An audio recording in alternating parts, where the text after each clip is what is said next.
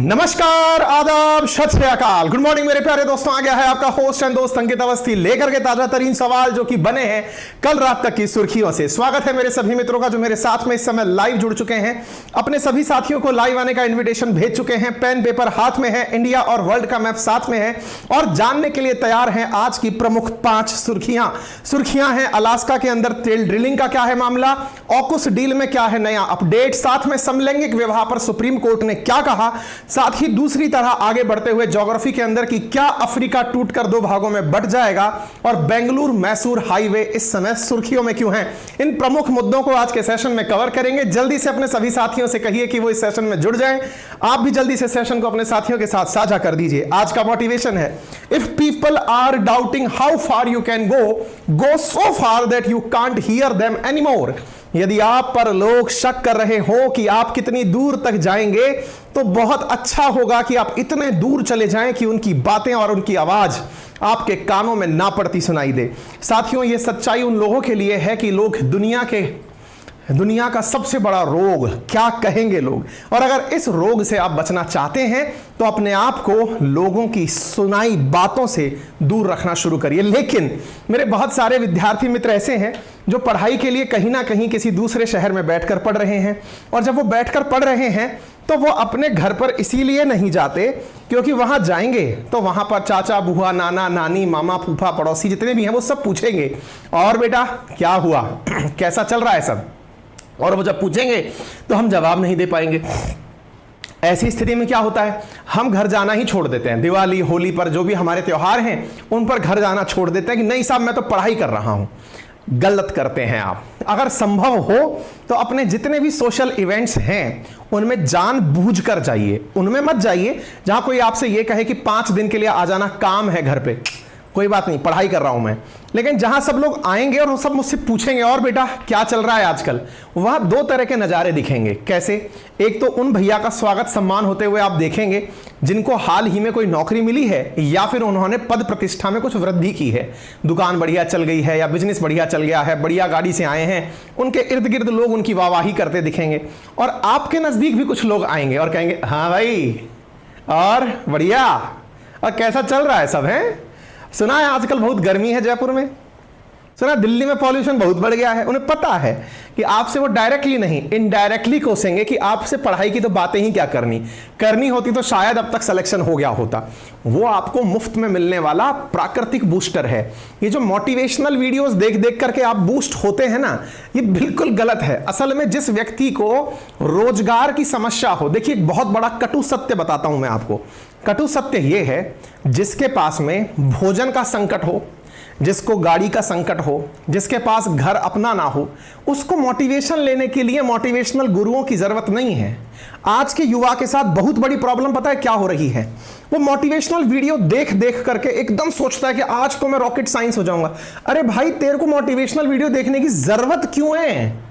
ना तेरे पास अपना घर है, ना तेरे पास अपनी गाड़ी है, ना तेरे पास रोजगार है, ना समाज में इज्जत है, फिर भी चाहता है कि YouTube पर कोई आएगा बढ़िया से आकर मोटिवेट करेगा और मैं मोटिवेट होकर आज ही पढ़ने बैठ जाऊंगा। ना, गलत है ये मोटिवेशन की धारणा ही गलत है। मोटिवेशन पता है किन लोगों को चाहिए कि भाई सचिन ने जो है ना शतक बनाना था लेकिन 90 पर आउट हो गया। Sachin you can do it, तुमने किया था। उनको तो समझ में आता है। हम जैसे लोगों को जिनका हर दिन संकट में गुजर रहा है उन्हें मोटिवेशन की जरूरत नहीं है। उन्हें मोटिवेशन असल में अपनी रियल स्थिति देखकर ही मिलना चाहिए। और उसको देखने के लिए आज का युवा क्या करता है, कहीं पढ़ने गया है तो वो अपने कमरे को ही अपनी दुनिया समझता है और अपनी वास्तविकता से मुंह छुपाता फिरता है। वास्तविकता जो उसके घर परिवार की रिश्तेदारों की है उससे वो मुंह छुपाता हुआ फिरता है। अरे क्यों छुपाना मुंह भाई, वो रियलिटी है, जाओ सामना करो उनका। असल मोटिवेशन जहां है आप वो नहीं ले रहे हो, आप मोटिवेशनल गुरुओं को सुनकर मोटिवेट हो रहे हो। Yes you can do it, तुम आग लगा दोगे, आग लगा दोगे। क्या आग लगा दोगे भाई, जो है वो सामने है, तुम्हारी सच्चाई तुम्हारे सामने है। इस कारण से मोटिवेशनल गुरुओं की तो दुकान चल गई, आप वहीं की वहीं अटक गए। क्यों? क्योंकि आपको सच्चाई वर्सेस भावनात्मक जो आसमानी ख्याल है ना, उनमें उलझ कर रहना था। बचिए इससे। असल मोटिवेशन आपके चारों तरफ है। इंडियंस को मोटिवेशन की आवश्यकता नहीं होनी चाहिए, क्योंकि उनकी तो स्थिति स्वतः ही मोटिवेशन की है। उस आदमी को क्या मोटिवेशन दे जिसको पता है कि कल अगर तू पढ़ाई नहीं किया या काम करने नहीं गया तो परसों खाएगा क्या। उसको मोटिवेशन देना है कि बेटा नहीं नहीं देख तू पढ़, तेरे को नौकरी लगना जरूरी है, परसों तेरे को रोटी नहीं मिलेगी। अरे भूखा पेट उससे काम करवाएगा। समझ रहे हैं कुछ आप? इसको थोड़ा सा समझें, और जब समझ जाएं तो उस आधार पर पढ़ना लिखना शुरू करें और रिश्तेदारों से खूब मिलें। हाँ, अब आपने फिर कहा ये लाइन आपने क्यों बताई? ये मैंने उन लोगों के लिए बताई जो कि हर चीज में, जैसे मान लो कि कोई व्यक्ति है, मेरे जैसा कोई आदमी है या कहीं भी है, जिसको पूरे टाइम ये चिंता सता रही है, यार मैंने ऐसा कर दिया तो वो क्या कहेगा, यार मैंने ऐसा कर दिया तो क्या कहेगा। अरे भाड़ में जाने दो उसने क्या कर दिया तो, यार तुम्हारा भला पढ़ाई में है, पढ़ो ना। आपका दोस्त नाराज हो जाएगा, मैं मूवी देखने नहीं गया तो, अब भाई नाराज हो जाए यार तू, मेरे को पढ़ लेने दे भाई, मेरी बुराई करेगा चार जगह, भाई सुन थोड़े से पैसे मेरे से भी ले ले, चाय की तड़ी पे जा, बढ़िया से बुराई कर, मजा आएगा। वो फीलिंग अंदर से ले आओ, ठीक है। चलिए आगे बढ़ते हैं। हाँ जी, तो मेरे प्यारे साथी आरती, नवीन, प्रीतु, सत्यम, बबीता, इरफान, मधु, सत्यम, सभी साथी जो हैं वो मेरे साथ में प्रेजेंट हो चुके हैं। चलिए शुरुआत करते हैं। हाँ भाई, एक विद्यार्थी जो लिख रहे हैं कि सर यस्टरडे वाली जो क्लास जो है वो अपलोड नहीं हुई है ऐप पर, कल इंटरनेट की प्रॉब्लम के चलते अचानक क्लास जो है वो बीच में से गायब हो गई थी। कल हम लाइव थे, आज मैं उसको अपलोड कर रहा हूं, अभी जस्ट इस सेशन के बाद में रिकॉर्ड करके डालूंगा मैं। और मैं कोशिश ये करूंगा जिन भी पेड मेरे प्यारे साथी हैं जिनकी क्लासेस दिक्कत कर रही हैं इन दिनों, क्योंकि ये 4G 5G चलते चलते अभी जो लाइव क्लासेस हैं उनमें सब में व्यवधान चल रहा है, इंटरनेट कहीं ना कहीं घोता खा जा रहा है, दो इंटरनेट लगाने के बावजूद। तो मैं कुछ दिनों तक, जब तक इंटरनेट की समस्या दूर नहीं हो जाती, मैं क्लासेस ऑलरेडी आपको रिकॉर्ड कर करके उस पर अपलोड कर रहा हूं, ठीक है ना। थोड़ी एक्स्ट्रा मेहनत लगेगी मेरे लिए, पर उस काम को करूंगा मैं। अभी आपके सेशन के तुरंत होते ही रिकॉर्ड करके उस पर मैं वीडियो अपलोड कर दूंगा, फिक्र ना करें, हो जाएगा बेटा, है ना। आइए आगे बढ़े। आज के सेशन के अंदर बहुत गजब की न्यूज़ है, गजब की न्यूज़ है, और इसको समझने के लिए आपको ना पेन पेपर लेके और वर्ल्ड का मैप लेके बैठ जाना चाहिए, कमरबंद बांध लेना चाहिए और सुनना चाहिए। अलास्का के अंदर टेल ड्रिलिंग परियोजना की चर्चा है। अलास्का कहां है? मैप में खोज लो जल्दी से।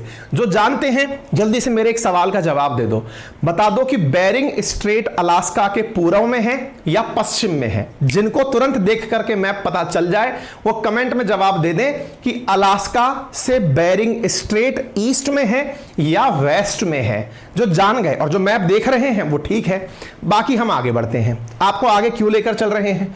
बहुत जबरदस्त कारण है इसका भाई, ज्योग्राफिकल कारण भी है, इन पॉलिटिकल कारण भी है, और तो और इंटरनेशनल रिलेशन से भी जुड़े कारण हैं।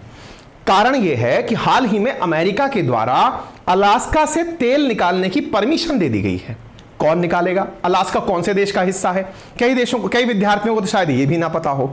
अमेरिका, यूनाइटेड स्टेट्स, जहां पर यूनाइटेड शब्द यूज किया जाता है स्टेट्स के आगे, इसका मतलब कई राज्यों से मिलकर अमेरिका बना है। USA, United states of America. States 50 हैं वहां पर, 50 स्टेट के अंदर एक राज्य अलास्का है, ठीक है। अलास्का नामक राज्य अमेरिका का ही राज्य है।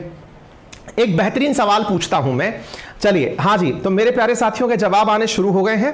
प्रसाद, सूरज, नीरज, आचार्य, कार्तिक, डीएम साहिब, रविंदर, आशीष, सभी के जवाब सही हैं, वेस्ट में है। बहुत बढ़िया, इसका मतलब जानते हैं। चलिए मैं एक सवाल और पूछता हूं आपसे, जल्दी से जवाब दीजिएगा।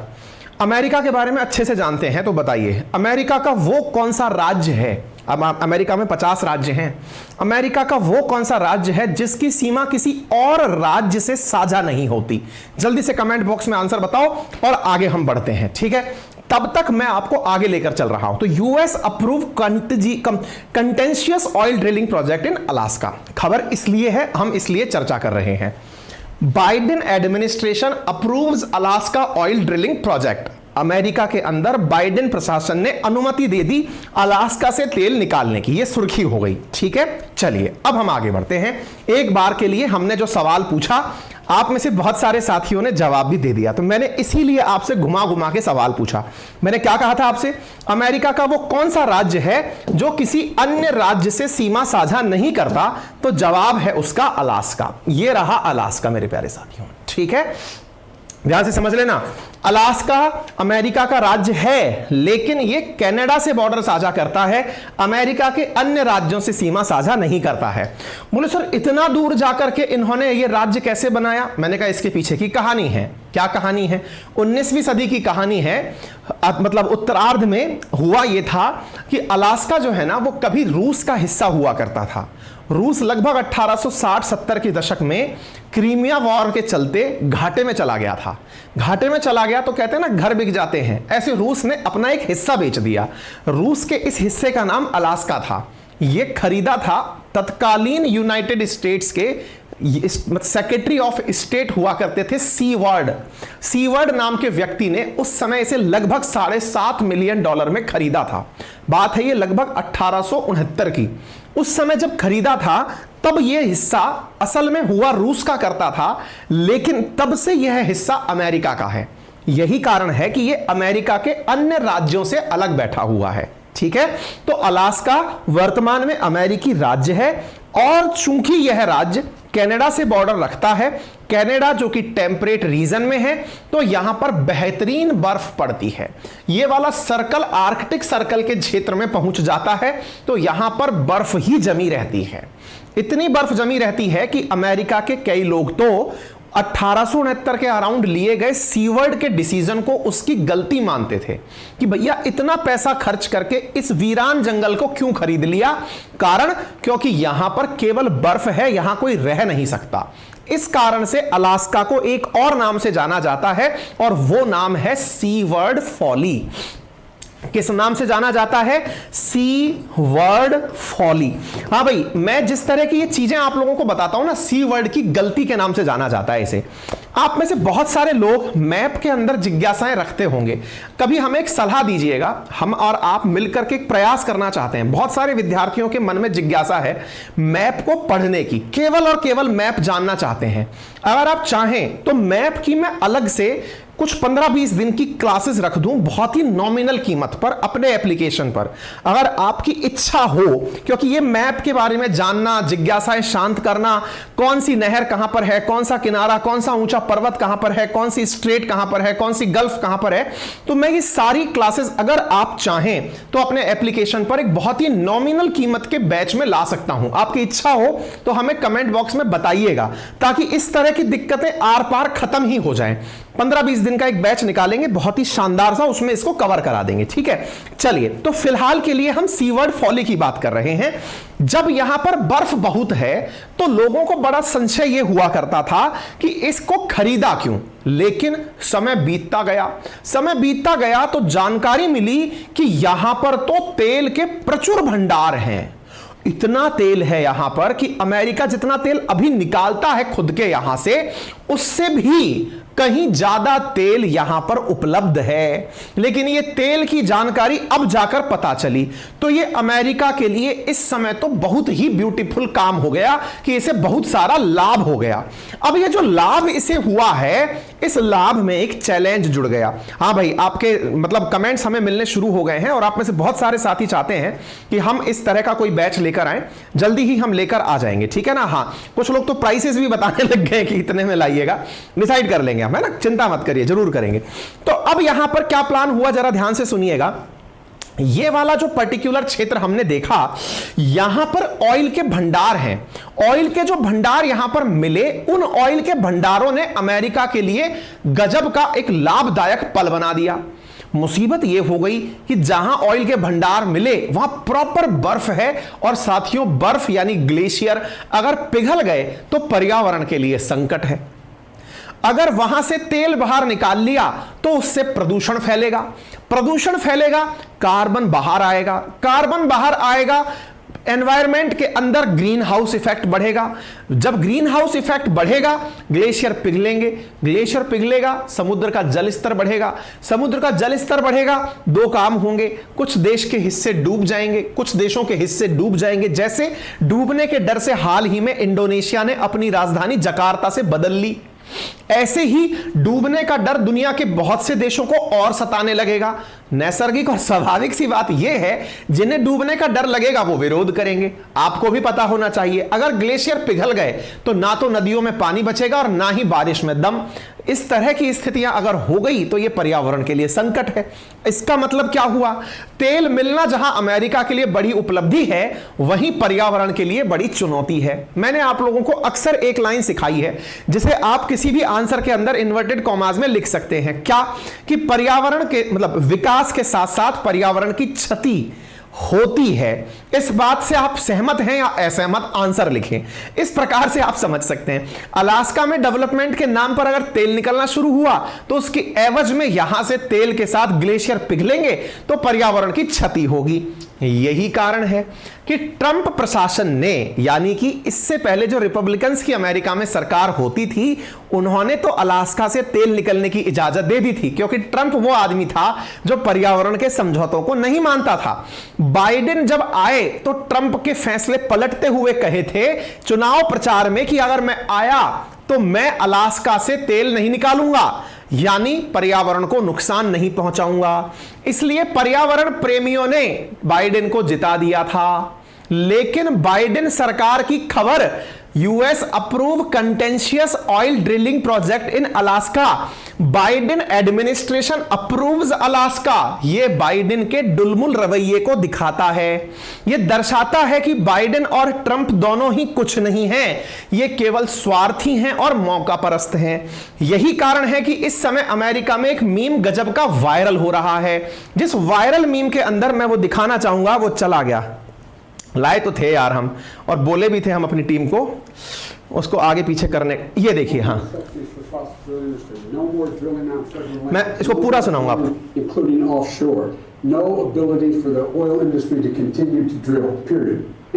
बाइडेन ने 2020 में कहा था, क्या कहा था? No more drilling on federal land, no more drilling including offshore, no ability for oil industry to continue to drill.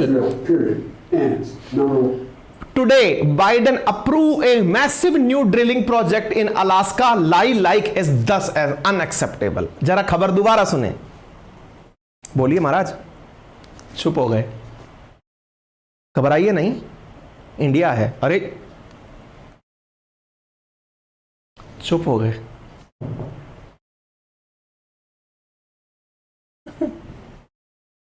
सारी बोल रहा है, कोई नहीं, जिन्होंने सुन लिया बढ़िया है। बोले थे, खूब बहुत तेज बोले थे। ठीक है, तो कहने का मतलब यह है कि फिलहाल इनकी मजाक बन रही है, तो हम घटना को वापस आपके सामने लेकर आ रहे हैं। ठीक है, तो अलास्का की जो कहानी आपको बाइडेन से रिलेटेड आकर के सुनाए वो आपने सुन ली। बाइडेन की गलती हुई है, ये दुनिया मजे ले रही है। अब देखिए, थोड़ा मैं इस घटना को और आपको बताता हूं। मैंने सवाल क्या पूछा था आपसे? बताइए, अलास्का के साथ में बेरिंग स्ट्रेट पूर्व में है कि पश्चिम में है? देखो भैया, मैप पढ़ने का तरीका, ऊपर ईस्ट, नीचे वेस्ट, क्या बोल रहा हूं मैं, ये ऊपर नॉर्थ, नीचे साउथ, राइट में ईस्ट, लेफ्ट में वेस्ट। तो ये रहा बेरिंग स्ट्रेट जो इसके बगल में से यानी वेस्टर्न साइड से निकल रहा है। तो अलास्का के वेस्ट से बेरिंग स्ट्रेट, और बेरिंग स्ट्रेट के जस्ट सामने रशिया स्थित है। ये आप यहां पर देख सकते हैं। डन हो गया। अच्छा, अब जब हम अलास्का देखते हैं तो इसके उत्तर की तरफ हम बढ़ते हैं, तो उत्तर की तरफ एक जगह यहां पर दिखाई देता है बियोफोर्ड सी, इसके एक तरफ दिखाई देता है गल्फ ऑफ अलास्का, एक तरफ दिखाई देता है बेरिंग सी। साथियों, ज्योग्राफी पढ़ने का सबसे आसान तरीका यह है कि आप उसके आसपास के लोकेशन फैक्टर्स को मजबूती से तय कर लें। बियोफोर्ड सी देख लिया, चुचकी सी देख लिया, बेरिंग सी देख लिया, गल्फ ऑफ अलास्का, यह मैपिंग के अंदर लोकेशन जानने का तरीका होता है। फिलहाल यहां पर 7.33 लाख पॉपुलेशन रहती है। 7.5 लाख के अराउंड अलास्का के अंदर पॉपुलेशन निवास करती है। अब थोड़ा और गहराई से ले सकते हैं। 1799 से लेकर के 1867 तक अलास्का रशिया का हिस्सा हुआ करता था। उसके बाद क्या हुआ? उसके बाद इस अलास्का को खरीद लिया अमेरिका ने। अमेरिका ने खरीदा तो किसके कारण खरीदा? तो हम आपको बता रहे थे 1867 में, 1869 बोल रहा था, फैक्चुअली थोड़ा सा रॉन्ग था मैं, 1867 में खरीदा था। 1867 में अमेरिका ने किससे खरीदा? रूस से खरीदा। कौन था वो व्यक्ति जो ये खरीदने गया गया था, उसका नाम सीवर्ड था। सीवर्ड कौन था? वो उस समय का सेक्रेटरी ऑफ स्टेट यानी गृह मंत्री अमेरिका का हुआ करता था, और उसने इसे खरीदा था कितने में? 7.5 मिलियन में। किसके लिए खरीदा था? अमेरिका के लिए खरीदा था। अमेरिका चूंकि यहां पर केवल बर्फ देखता था, आप सोचो आज भी यहां मात्र 7.5 लाख लोग रहते हैं, तो ये वो वाले लोग हैं जो इग्लू फिग्लू बना के रहते हैं ना, बर्फ के घरों में निवास करते हैं, कुछ वैसे लोग हैं, पूरे टाइम यहां पर बर्फ रहती है। ऐसी स्थिति में ये जो हालात यहां के हैं, 7.5 मिलियन के अंदर ये जो जगह खरीदी थी, ये लंबे समय तक अमेरिका के द्वारा सीवर्ड फॉली कही गई। फॉली का मतलब होता है कि गलती हो गई साहब उनसे, वो जानबूझकर नहीं कर रहे थे। यूनाइटेड स्टेट्स ऑफ अमेरिका के द्वारा अलास्का के अंदर बने हुए इस क्षेत्र को यह नाम दिया गया। ठीक है, रशिया ने अमेरिका को अलास्का क्यों दिया? आपके मन में अब तक यह प्रश्न बहुत अच्छे से आ चुका होगा, क्योंकि रशिया मात्र बेरिंग स्ट्रेट क्रॉस करके ही तो अपने साथ अलास्का रखा करता था। जवाब इसका है कि वो once upon a time Crimea के अंदर काफी कुछ हार गया था, लॉस हो गया था, उसकी जीडीपी को काफी नुकसान हुआ था, जिसको कंपनसेट करने के लिए उसने अलास्का को बेच दिया था। अलास्का 1867 में जाकर के अमेरिका का हिस्सा बना, जिस अमेरिका ने इसे उस समय $7.2 बिलियन का खरीदा था, आज वहां का जो जीडीपी है, ग्रॉस डोमेस्टिक प्रोडक्शन है, वो $50 बिलियन है। इसीलिए कहते हैं कि अच्छे समझदार लोग जमीन में इन्वेस्टमेंट करते हैं। हालांकि वो जमीन, चूंकि जमीन बढ़ने वाली तो है नहीं, समय ले सकती है, लेकिन वैल्यू देकर जाती है। कुछ ऐसा ही अमेरिका के साथ हुआ। आज यहां की GDP, gross domestic production per annum $50 billion cross हो चुका है। तो अलास्का की जो परचेज ट्रीटी है ना, वो एक प्रकार से अमेरिका के लिए बहुत जबरदस्त काम की रही। जिस समय यह खरीद हुई थी, उस समय अमेरिका के राष्ट्रपति एंड्रयू जॉनसन हुआ करते थे। आप पूछेंगे, आपने ये जो जानकारी हमें अतिरिक्त दी, ये तो करंट से जुड़ी हुई कहीं थी ही नहीं। मैंने कहा बहुत सही कह रहे हैं आप। यही तो कारण है कि हमारे सेशन ना चाहते हुए भी लंबे हो जाते हैं, क्योंकि हम जरूरत से ज्यादा जानकारी देते हैं। वो जो जानकारी हम देते हैं ना, असल में उद्देश्य उसका यह होता है कि इस बात को जड़ से ही खत्म कर दो, ताकि भविष्य में आप फुल बिंदास तरीके से नॉलेजफुल होकर काम करें। तो मेरे प्यारे साथियों, US purchased Alaska from Russia just in $7.2 million in 1867। यह है वो एग्रीमेंट जिसके आधार पर इन्होंने खरीदा था। अलास्का दिखता कैसा है? पूरी तरह बर्फीला दिखता है। अब हालात क्या हैं? ऐसा लगता है कि यहां पर केवल और केवल बर्फ में ही ड्रिलिंग हो रही है। यहां पर आप बर्फीले क्षेत्र में जब ये देखते हैं तो स्वाभाविक है कि इस जगह नेशनल पेट्रोलियम रिजर्व जो भंडार मिले हैं, अगर वो अपने द्वारा कार्बन निकालना शुरू किए, क्योंकि पेट्रोलियम रिजर्व निकलेंगे तो उनके लिए रिफाइनरी लगेगी, रिफाइनरी लगेगी तो पॉल्यूशन बाहर आएगा, पॉल्यूशन बाहर आएगा तो कार्बन बहुत ज्यादा बढ़ जाएगा। ऐसी स्थिति में यूएस गवर्नमेंट के द्वारा जिस क्षेत्र में तेल पाए जाने की बात हो रही है, यह वर्तमान में विवादों के साए में फंस चुका है। मेरे प्यारे साथियों, यहां पर मैं आपको यह भी बताना चाहूंगा, चूंकि यह क्षेत्र आर्कटिक के जोन में पड़ता है, आर्कटिक क्षेत्र में पड़ता है, तो बर्फीले क्षेत्र में अगर यह कारनामा हुआ तो यह अपने आप में कार्बन बॉम्ब की तरह ट्रीट किया जाएगा। यही तो आपकी न्यूज यहां पर बन रही है। 13 मार्च की आप खबर देखते हैं, Biden administration approve huge Alaskan project, और इस प्रोजेक्ट का नाम रखा गया है विलो ऑयल प्रोजेक्ट। क्या नाम रखा गया है? Willow oil project. ये विलो क्या है? असल में यहां पर एक जगह है, उस जगह का नाम विलो है। इसीलिए लोग जब विरोध कर रहे हैं, टेक्निकल टीम भी ध्यान दे कि जब इस वीडियो को आप अलग से काट कर डालें तो याद रखें कि उसमें विलो ऑयल प्रोजेक्ट जरूर मेंशन करें, क्योंकि यही एक कीवर्ड है जिसकी वजह से यह विरोध में हो रहा है अमेरिका के अंदर। विलो नामक जगह है जिस जगह पर अलास्का के अंदर तेल मिला है। जैसे राजस्थान के जैसलमेर में ऑयल मिले, वैसे ही अलास्का के विलो नामक स्थान पर तेल के भंडार हैं। यह रहा विलो प्रोजेक्ट, जो आपको गूगल मैप पर भी दिखाई दे रहा होगा। समझ में आ रहा होगा कि अलास्का में जहां पर स्थित है ब्रुक्स रेंज के ऊपर नेशनल पेट्रोलियम रिजर्व, और उसके उत्तर पूर्व में इस कॉर्नर पर स्थित दिखाई देता है विलो प्रोजेक्ट, जिसका हो रहा है विरोध। कहां हो रहा है? तो विरोध यहां पर पूरी तरह से लोगों के द्वारा चल रहा है। आप यहां पर देख सकते हैं, लोग यहां पर लिख रहे हैं diffuse Willow climate bomb. Stop Willow. आप ये जो प्रोटेस्टर्स को यहां पर प्रोटेस्ट करते हुए देख रहे हैं, वहां पर क्या थंबनेल चल रहा है? Stop willow. लोग प्रोटेस्ट करते समय हाथ में क्या तख्तियां लेकर खड़े हैं? लिखा हुआ है स्टॉप विलो। अगर आपको देखने में समझ में आ रहा हो, डिफ्यूज मतलब कि बॉम्ब को पिचका दो, बर्बाद कर दो, निष्क्रिय कर दो। किसको? जो कि विलो के अंदर आप फोड़ने जा रहे हो। कैसा bomb? Climate bomb. Climate bomb क्यों? क्योंकि इससे पर्यावरण को नुकसान होगा, इसीलिए लोगों को तख्ती लेते हुए आप देख रहे हो स्टॉप विलो। बोलो भाई, इतनी बात समझ में आई अथवा नहीं आई? यहां तक समझ में आ गया? क्लियर हो गया? विलो की कहानी क्लियर हो गई, प्रोटेस्ट की कहानी क्लियर हो गई। प्रोटेस्ट क्यों हो रहा है ये समझ में आ गया। कारण क्योंकि बाइडेन प्रशासन ने इसे अनुमति दे दी। अब आप पूछेंगे अनुमति दे दी, इसको आप ऐसे क्यों बता रहे हो? क्या ये पहले सुर्खियों में था क्या? मैंने कहा जी हां।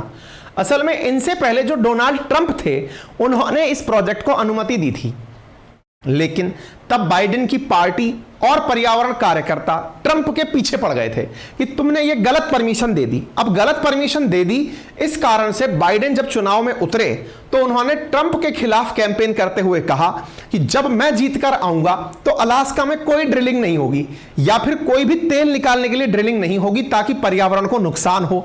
भाई साहब, इतना होते ही खेला हो गया। The land is becoming sick.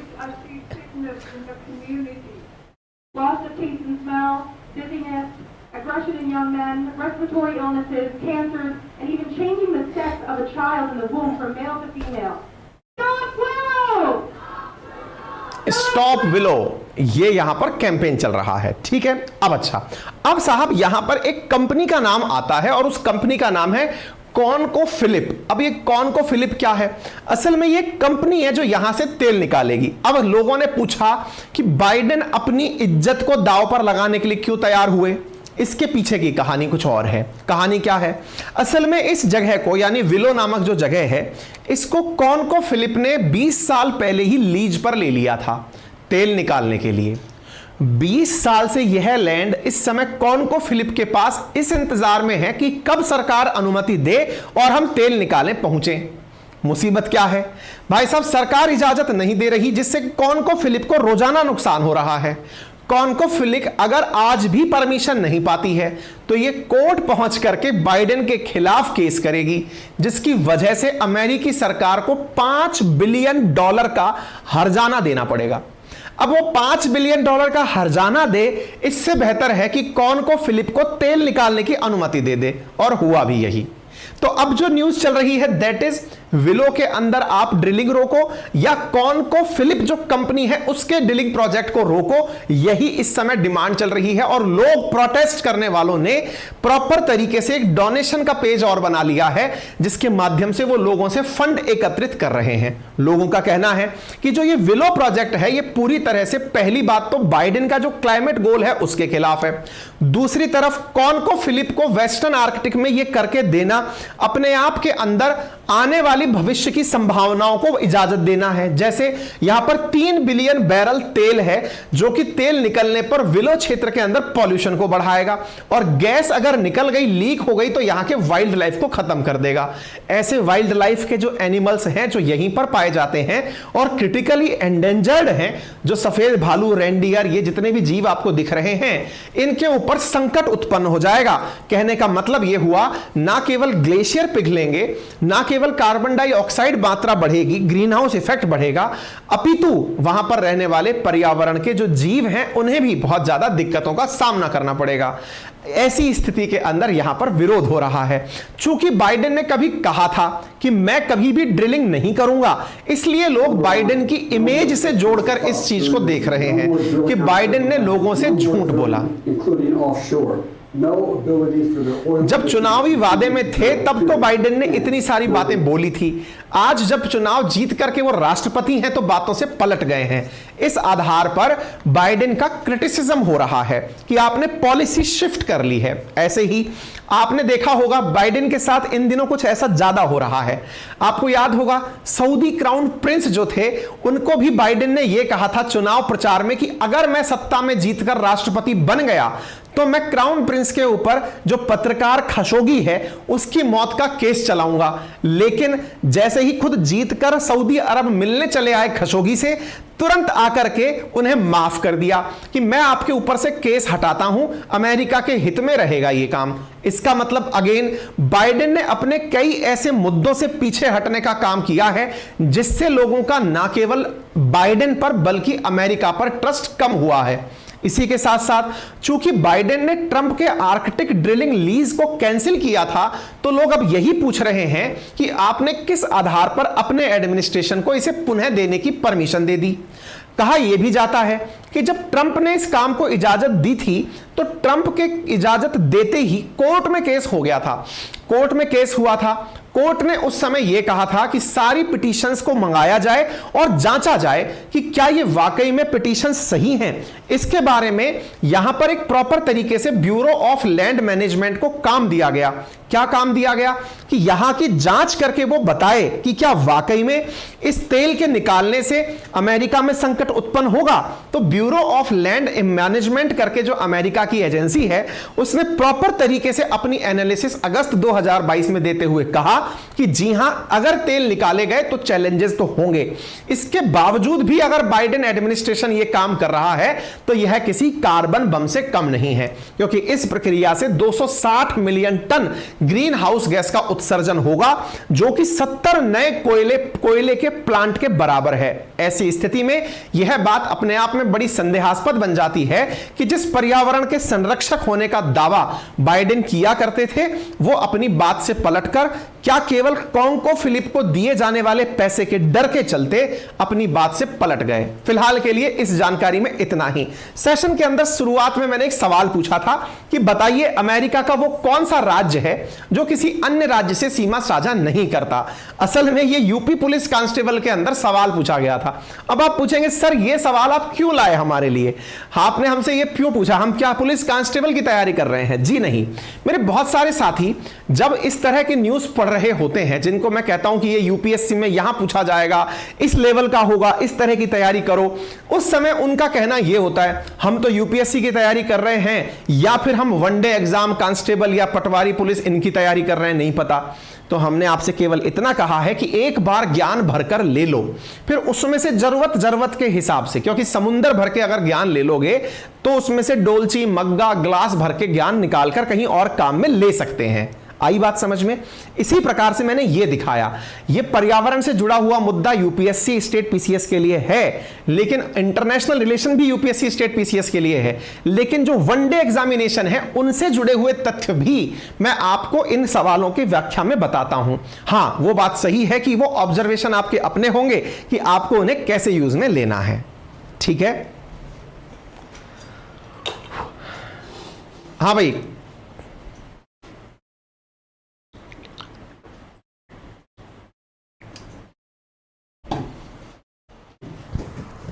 Done. कोई डाउट हो तो बताएं।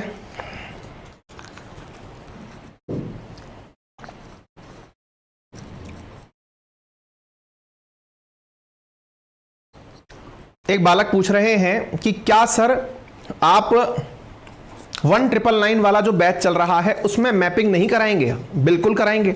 1999 वाले बैच में तो सब कुछ आपको ऑलरेडी इंक्लूडेड है, लेकिन कुछ लोग ऐसे भी तो होंगे ना जो ऑलरेडी खूब सारा ज्ञान लिए हुए घूम रहे हैं और उनको उसके बावजूद भी लगता है कि बस मुझे मैपिंग करनी है, तो मैपिंग के लिए उनकी सहूलियत के लिए एक छोटी सी क्लास अलग से निकाल देंगे। केवल इतना सा कहना है, ठीक है ना? कंप्लीट बैच तो मिल ही रहा है सबको, लेकिन कुछ लोग ऐसे भी तो होंगे ना जिनको मैपिंग की क्लास नहीं, यार मुझे मैपिंग नहीं, मैं तो केवल कंप्लीट कोर्स करना चाहता हूं। कंप्लीट कोर्स वालों को तो सब कुछ उसमें मिल जाएगा। ठीक है? पूछा है मैंने, इसलिए आपसे यह कहानी कही गई है। ठीक है, चलें आगे। एक बालक बोल रहे हैं कि सर लैन केबल यूज करिए, उसके बाद में नेट की दिक्कत नहीं रहेगी। भाई ये भी करके देख लो। क्यों? लैन केबल भी डाल के देख ही लेंगे, क्योंकि वैसे तो अपन बिल्कुल राउटर बगल में रख के बैठे हैं, फिर भी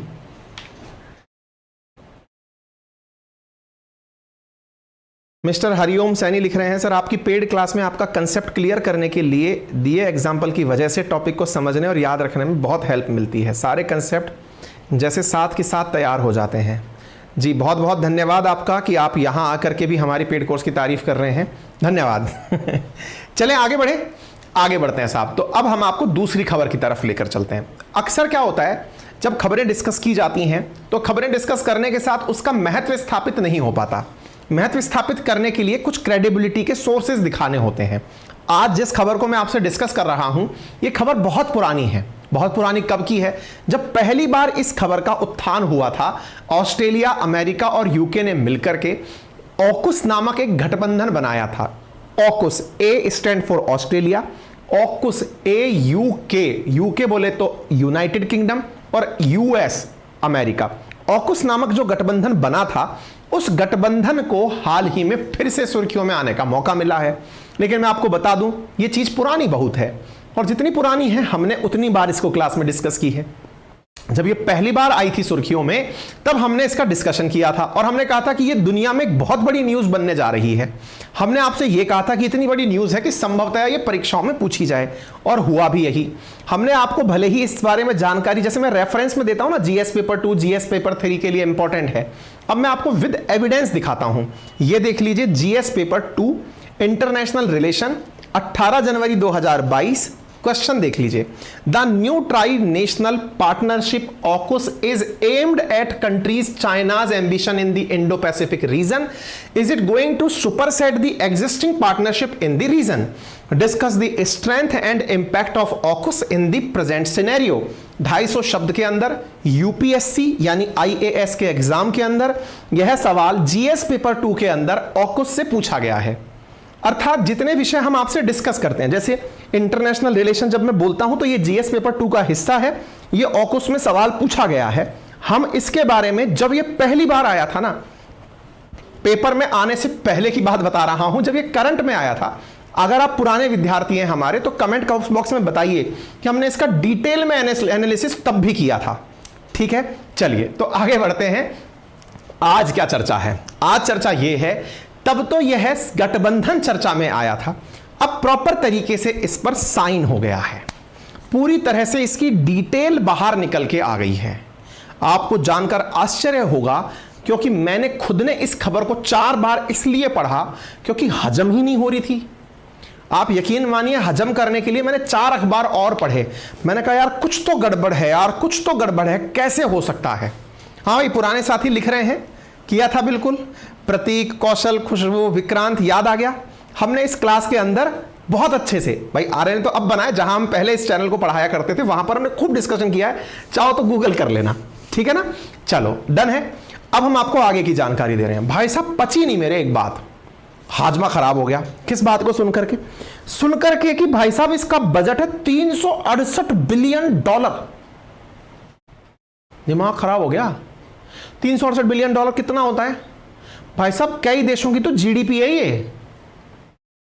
$368 बिलियन। फिर आप कहोगे इतना अगर पाकिस्तान के पास हो जाए, पाकिस्तान कई जन्म ले ले इतने में। तो जो देश $1 बिलियन की सहायता राशि के लिए आईएमएफ के सामने शर्तें बदलने को तैयार हो जाए, सोचो उसके पास $368 बिलियन हो तो क्या हो। वो वाली बात है ना, ये मुंह और मसूर की दाल। मतलब हालत यह है कि पाकिस्तान जैसे देशों के पास ये वाली चीजें आ जाए ना तो अटताल पटताल काम हो जाए। भाई साहब इतने की तो ऑस्ट्रेलिया, अमेरिका और यूके से मिलकर सबमरीन खरीद रहा है। मेरे तो भाई साहब एकदम ऊपर से निकल गई, मैं क्या बात कर रहे हो। आपको याद होगा एक बार ऐसे ही करके वो ना फ्रांस का विरोध कर रहा था पाकिस्तान। हमने कहा यार मत कर यार, तेरी औकात ही नहीं है इतना करने की।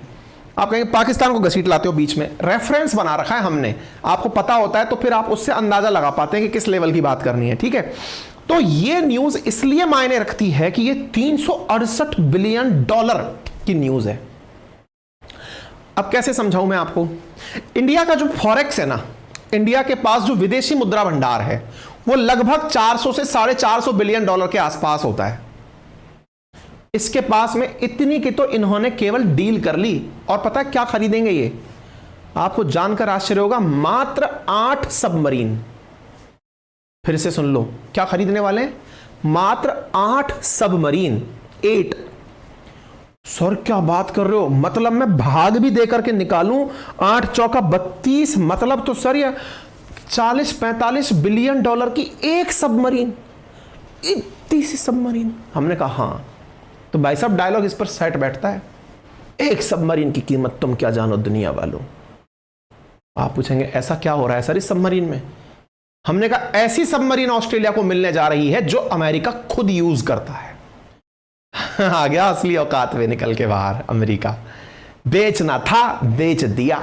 हमने कहा सुनो, केवल इस आधार पर नहीं दे रहा कि हम यूज करते हैं तो ले लो, इस आधार पर दे रहा है कि इससे बढ़िया टेक्नोलॉजी किसी के पास नहीं है। मैंने पहले भी कहा ना, आप कितना भी ट्रेड मुनाफा कमा लो, कितना भी किसी को तेल बेच लो, कितना भी किसी को अनाज बेच लो, कितना भी ज्वेलरी, कितना भी लैपटॉप, कितना भी फोन, जो असली दाम मिलता है वो किस में मिलता है पता है? वो मिलता है वेपन के व्यापार में। असली जो दुनिया का धन है वो हथियारों के व्यापार में है, और हथियारों का सौदागर कौन है? तो भाई साहब वो अमेरिका है। अपने साथ में यूके को लिया हुआ है। देखिए बड़ी गजब आयरनी है, इस दुनिया में एक ही लुटेरा हुआ करता था जिसका नाम था यूके, यूनाइटेड किंगडम। असल में ये अमेरिका, ऑस्ट्रेलिया, ये तो सब इसके पोते, पड़पोते, पड़ोसी, रास्तेदार, नातेदार, फूफे यही हैं। आप पूछेंगे ऐसा क्यों कह रहे हो? अरे यही तो हुआ था। अमेरिका बसा बना किन से है? इन्हीं लोगों से तो जो इंडिया की खोज में निकल अमेरिका पहुंच गए थे। कौन व्यक्ति था जो अमेरिका को सबसे पहले खोजा था बताइए? वास्को तो इंडिया आया था, लेकिन इससे पहले एक व्यक्ति और निकला था। जल्दी से कमेंट बॉक्स में बताइए, हम जान जाएंगे कि आपको पता है। निकला वो इंडिया की खोज में ही था, तभी जाकर वेस्ट इंडीज चलाने लग गया था। ऐसे ही ऑस्ट्रेलिया के अंदर लोग जो गए, ऑस्ट्रेलिया तो बेचारा एक कोने में डला हुआ, बिल्कुल छोटा सा कॉन्टिनेंट कॉइन में दबा हुआ है। वहां कौन गया? पनिशमेंट देने के लिए भेजा था। जब जेल में जगह नहीं थी ब्रिटेन के अंदर, तो लोगों को जहाज पे बिठाकर, जैसे इंडिया में काला पानी भेजते थे, ऐसे ब्रिटेन ने अपने यहां से लोगों को पनिशमेंट देने के नाम पर ऑस्ट्रेलिया भेज दिया। अब वो गए थे एक नंबर के चर्सी और भंगेड़ी, वहां जाकर के आनंद कर लिए कि वाह हमको तो आइलैंड पर भेज दिया, कोलंबस। अब याद आ गया? तो जो कोलंबस है ना, वो निकला भारत की खोज के लिए था, पहुंच गया वहां पर। असल में इन लोगों के पास खुद के पास तो खाने पीने का कुछ जुगाड़ है नहीं, पहुंच गया अमेरिका, अमेरिका खोज लिया। तो ये अमेरिका में जो लोग बसे हैं ना, ये भी यूरोप के ही हैं। ऑस्ट्रेलिया में जो भगे हैं, बसे हुए हैं, ये तो सब यूके के लुटेरे खसूटे हैं। इसी कारण से एक श्रृंखला होती है जिसका नाम एशेस सीरीज है, और उस एशेस सीरीज को लोग चिढ़ाकर ऐसे ही काम में लेते हैं, राख, तुम तो हमारी राख हो। मतलब गलत अलग तरह की व्याख्याएं चल रही होती हैं। ऑस्ट्रेलिया और यूके के बीच की जो एशेस सीरीज है वो इसीलिए तो फेमस है। ये सब नातीदार रिश्तेदार ही हैं ऑस्ट्रेलिया में यूके वालों के। ऑस्ट्रेलिया के जो लोकल लोग हैं ना बेचारे, वो तो आदिवासी हैं। उनको तो ये जो ब्रिटिशर्स जाकर के ऑस्ट्रेलिया में बसे भगा दिए। ऐसे ही यूके से निकल करके अंग्रेज दक्षिण अफ्रीका में बसे थे। अंग्रेज आज अब दक्षिण अफ्रीका की जब क्रिकेट टीम आती है तो उसे देखते हो तो उसमें अंग्रेज ही अंग्रेज दिखते हैं। क्यों? क्योंकि वो अंग्रेज गए थे और बस गए अपने यहां से। तो अब जैसे मैं अलवर का रहने वाला हूं, मैं जयपुर जाके बसता हूं, उसमें ऐसा लगता है अरे यार मैं वहां जाऊंगा तो मेरे घर का ख्याल कौन रखेगा। हम तो इस बीमारी में जीते हैं। ये लोग तो आइलैंड पे जाके अपना देश बना के खुश हो जाते हैं, अपना नया देश हो गया। ऐसे ही अमेरिका पहुंचे थे, ऐसे ही ऑस्ट्रेलिया पहुंचे थे, ऐसे ही दक्षिण अफ्रीका पहुंचे थे, समझे? ऐसे ही स्थिति में अब ये जो सब लोग हो रहा है, ये तो अपना ही, तेरा तुझको अर्पण क्या लागे मेरा, वही हो रहा है इस समय। यूके, यूएस और ऑस्ट्रेलिया, इन तीनों का जो समागम हो रहा है, ये तो इंटरनली एक ही ब्रीड के लोग हैं। अब क्या हो रहा है आइए मैं अब आपको बताता हूं। हिस्टोरिक ऑकुस डील है क्या? सब एक ही लोग हैं, पहले तो ये समझ लो, पुरातन रूप से इनका जीन एक ही है। अरे इसी कारण से तो यार आप सोचो, ये जो ऋषि भैया यहां बैठे हैं ना, असल में ये जो एंथनी एल्बनीज आपको दिखाई दे रहे हैं, ये आज भी रिपब्लिक कंट्री नहीं है।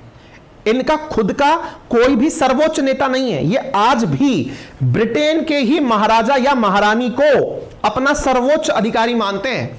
जैसे India is a Republic nation जिसका अपना सर्वोच्च अधिकारी राष्ट्रपति है, लेकिन यहां पर कॉन्स्टिट्यूशनल मोनार्क है। किसके अंदर? यूके के अंदर। यहां पर सर्वोच्च राजा या रानी होता है।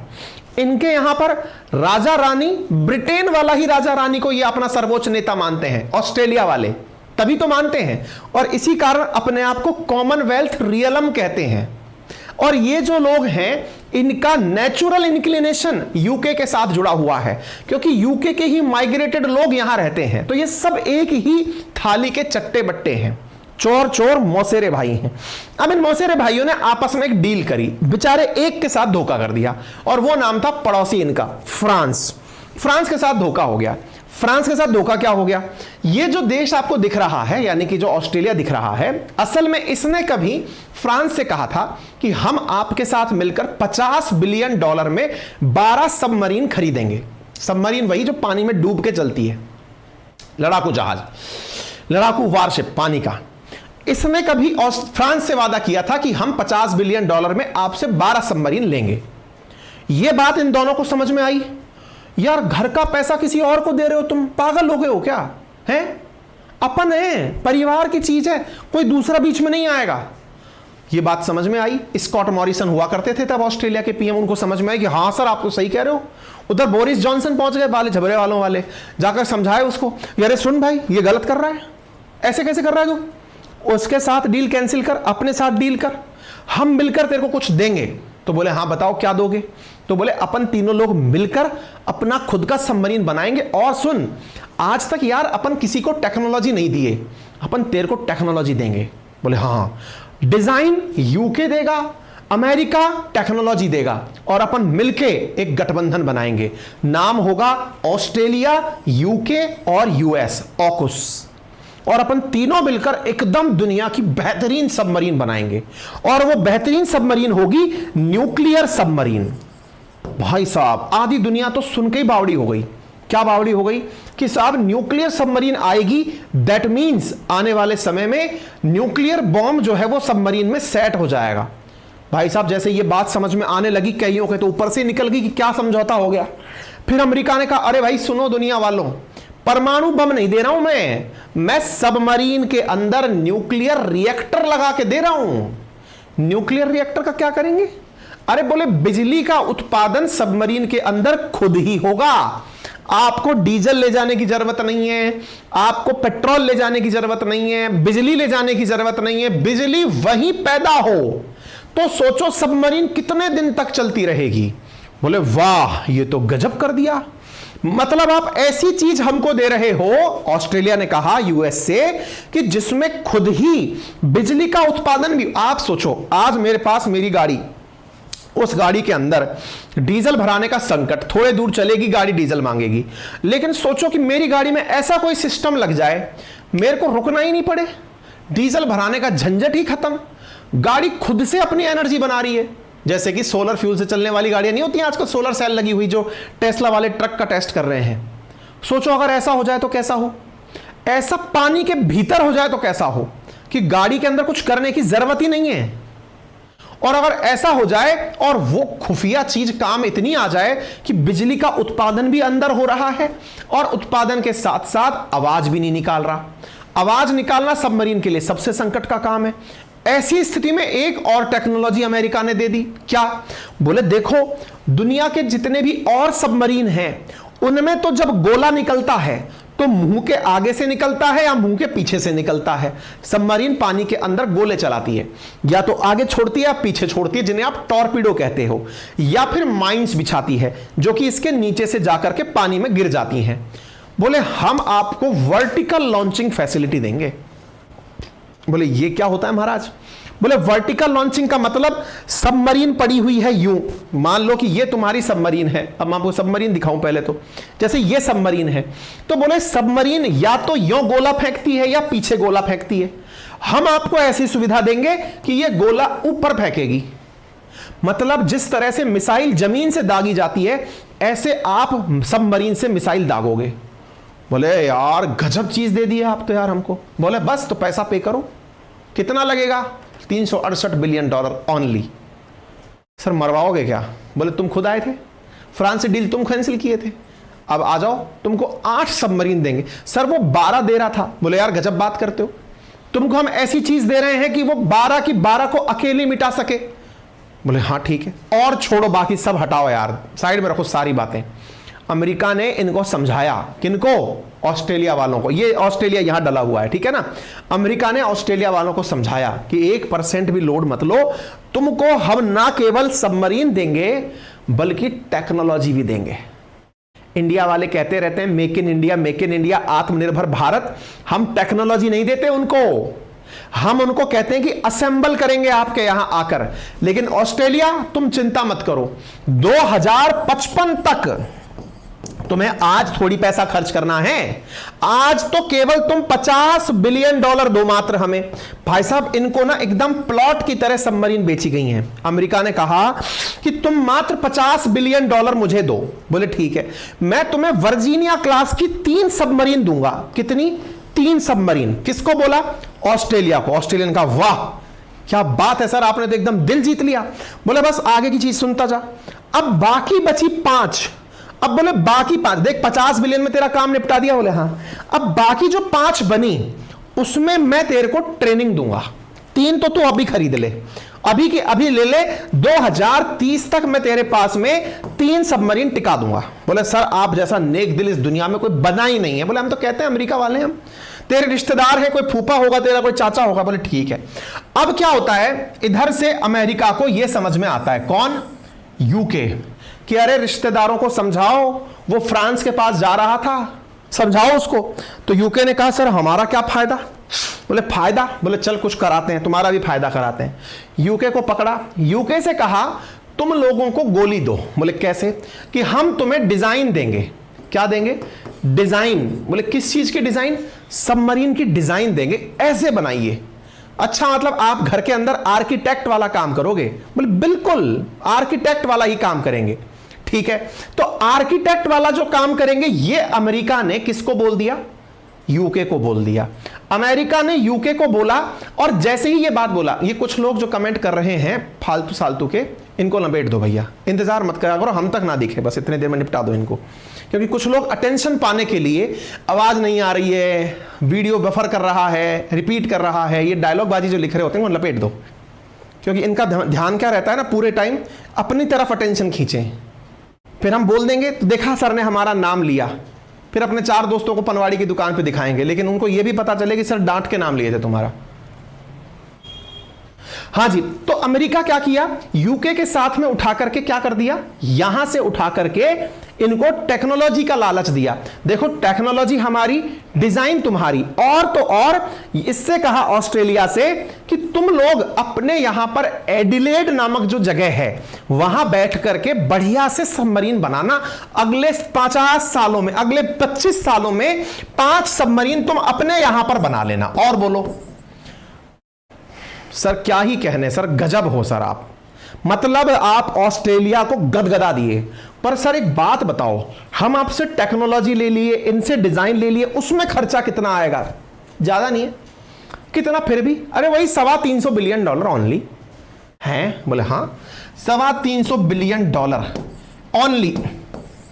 ओनली लगाना जरूरी है, क्योंकि $53 बिलियन में, 50 से $53 बिलियन में तो तुमको 3 मिल रही है। अब किसी दिमागधारी ने सवाल पूछा, सर लेकिन एक बात बताओ, ये तो बुद्धिमानी का सौदा नहीं लगा हमें बिल्कुल भी। बोले क्यों? 50 में 3 मिल रही हैं, तो 315 के अंदर 5 लेके क्या कर लेगा? हमने कहा देखो ये बात पता की है, ये रोजगार दिलाएगा। कौन? ये वाला तरीका। बोले कैसे? हमने कहा अगर इसको काम में लोगे तो इसकी तरीके से देखो, यहां 5 मिलेंगी, यानी कि $60 बिलियन के अंदर 1 मिलेगी, $60 बिलियन के अंदर लगभग 1 मिलेगी, और यहां पर 15 बिलियन या 16 बिलियन के अंदर 1 मिलेगी। तो बोले इससे फायदा क्या? हमने कहा इससे कम से कम आप यहां बैठकर बनाओगे और यहां पर बनी बनाई लाओगे। बैठकर बनाओगे तो फैक्ट्री लगेगी, फैक्ट्री लगेगी तो रोजगार मिलेगा। आप खोपड़ा पकड़ लिए। सर कैसा रोजगार मिल जाएगा? हमने कहा 1000 लोगों को नौकरी मिलेगी। सर कितने रुपए की नौकरी मिलेगी? पकड़ लो यार, लाख 2 लाख रुपए महीना बढ़िया से। सर आपका भेजा खराब है, हमें ऐसा लग रहा है। हमने कहा क्यों? सिर्फ $16 बिलियन और $60 बिलियन का अंतर समझते हो आप? हमने कहा नहीं। अरे सब $45 बिलियन एक पर एक्स्ट्रा देना पड़ रहा है। $200 बिलियन मतलब एक काम को बनाने में देना पड़ रहा है एक्स्ट्रा। उतना लोगों को बांट दिया जाता तो लोग वैसे ही माला माल हो जाते। हमने कहा देखो ये सस्ती सोच है तुम्हारी। ऑस्ट्रेलिया का क्या मानना है ये मैटर करता है। ऑस्ट्रेलिया मानता है कि एक दिन हम खुद पनडुब्बी बनाने वाले बन जाएंगे। कैसे? बोले अमेरिका हमें टेक्नोलॉजी दे देगा, लेकिन कब तक? 2055 तक। बस ऑस्ट्रेलिया जो चूक कर रहा है, जिसको सोचकर राजी हो रहा है, वो तो क्या है? वो तो ये सोचकर राजी हो रहा है कि भाई एक दिन मेरे पास अमेरिकी टेक्नोलॉजी होगी। अमेरिका मन ही मन क्या सोच रहा है? अबे लड्डू गोपाल, 2055 तक तो लड़ाई हम सबमरीन से लड़ेंगे ही नहीं पागल आदमी, हम सैटेलाइट से लड़ाई लड़ेंगे, स्पेस वॉर होगा। कौन मारेगा? पानी में घुसकर, तब हम अंतरिक्ष से मारेंगे। तू ले ले, इसको ले, बिकता माल मरेगा, ले ले। ऐसा खेला हो गया बेचारे के साथ। फ्रांस अलग मुंह फुला के बैठ गया, वो अलग। फ्रांस को जब पता चला कि अरे भाई साहब हमारा तो कट गया, इन्होंने हमसे $50 बिलियन में 12 सबमरीन लेने की डील की थी, बैकग्राउंड में मिलकर सारे रिश्तेदार एक हो गए, आपस में डील कर दिए, फ्रांस फट गया। फ्रांस ने ऑस्ट्रेलिया से कहा अपना राजदूत तुरंत भेजो वापस हमारे पास। फ्रांस ने ऑस्ट्रेलिया से अपना राजदूत बुला लिया और पेनल्टी लगा दी इनके ऊपर कि मेरा जो अब तक बेइज्जती हुई है उसका पैसा दो। भाई साहब एंथनी एल्बनीज़ ने आकर $800 मिलियन वापस पकड़ाए। महाराज आपकी बेइज्जती के पैसे ले लो, लेकिन हम आपसे नहीं ले पाएंगे। क्यों? बोले आप डीजल इलेक्ट्रिक सबमरीन बना रहे थे, हमें अब न्यूक्लियर सबमरीन बनाने का मौका मिल गया है। तथास्तु। आज क्या हुआ है? आज केवल इस घटना की अनाउंसमेंट हुई है। कितने $बिलियन की ये न्यूज है, इसका अनाउंसमेंट हुआ है। कितने पैसे खर्च होंगे, क्या कुछ होगा, ये सब बातें अनाउंस हो गई हैं। तो देखिए आपके सामने ऋषि भैया का ट्वीट देख लीजिए, ये अमेरिका ऋषि भैया का देख लीजिए कि हम अपने लोगों को बचाएंगे। हर आदमी खुश हो रहा है। ब्रिटेन कह रहा है कि हमारे अंदर $3 बिलियन ऑस्ट्रेलिया इन्वेस्ट करने आएगा।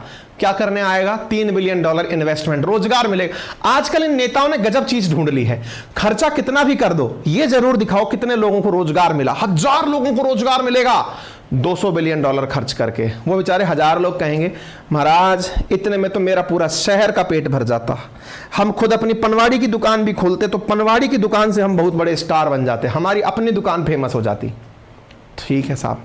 तो ऐसी स्थिति के अंदर ये अपने लोगों को खुश कर रहे हैं। एंथनी अल्बनीज अपने लोगों को खुश कर रहे हैं कि मजा आ गया, फ्रेंडशिप ऐसी हो गई हमारी। हमको भाई साहब ये समझ नहीं आता ये कैसी फ्रेंडशिप है। पैसा लेके कौन सी फ्रेंडशिप होती है यार?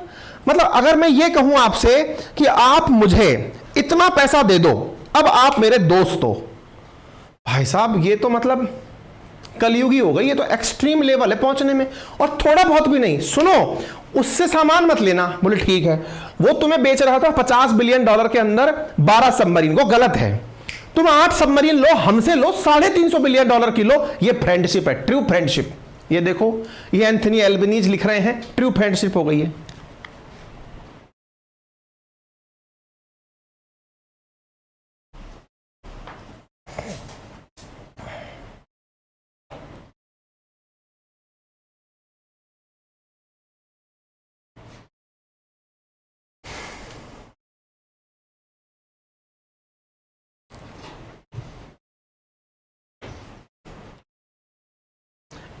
अब ये जितने भी लोग बफर लिखे इन सबको ब्लॉक मत मार देना रियल में बफर ये कहें कि गुरुजी हमारा ही मतलब अब तो सही थे हम देखो भैया हम केबल का कनेक्शन भी घुसा दिए हैं, अब भी कुछ गड़बड़ आए तो हमको ना एक दिन मतलब जियो के अगेंस्ट में ट्रेंड कराना पड़ेगा कि भाई साहब नेट सही चला दो ताकि हमारे क्लासेस लाइव हो जाएं।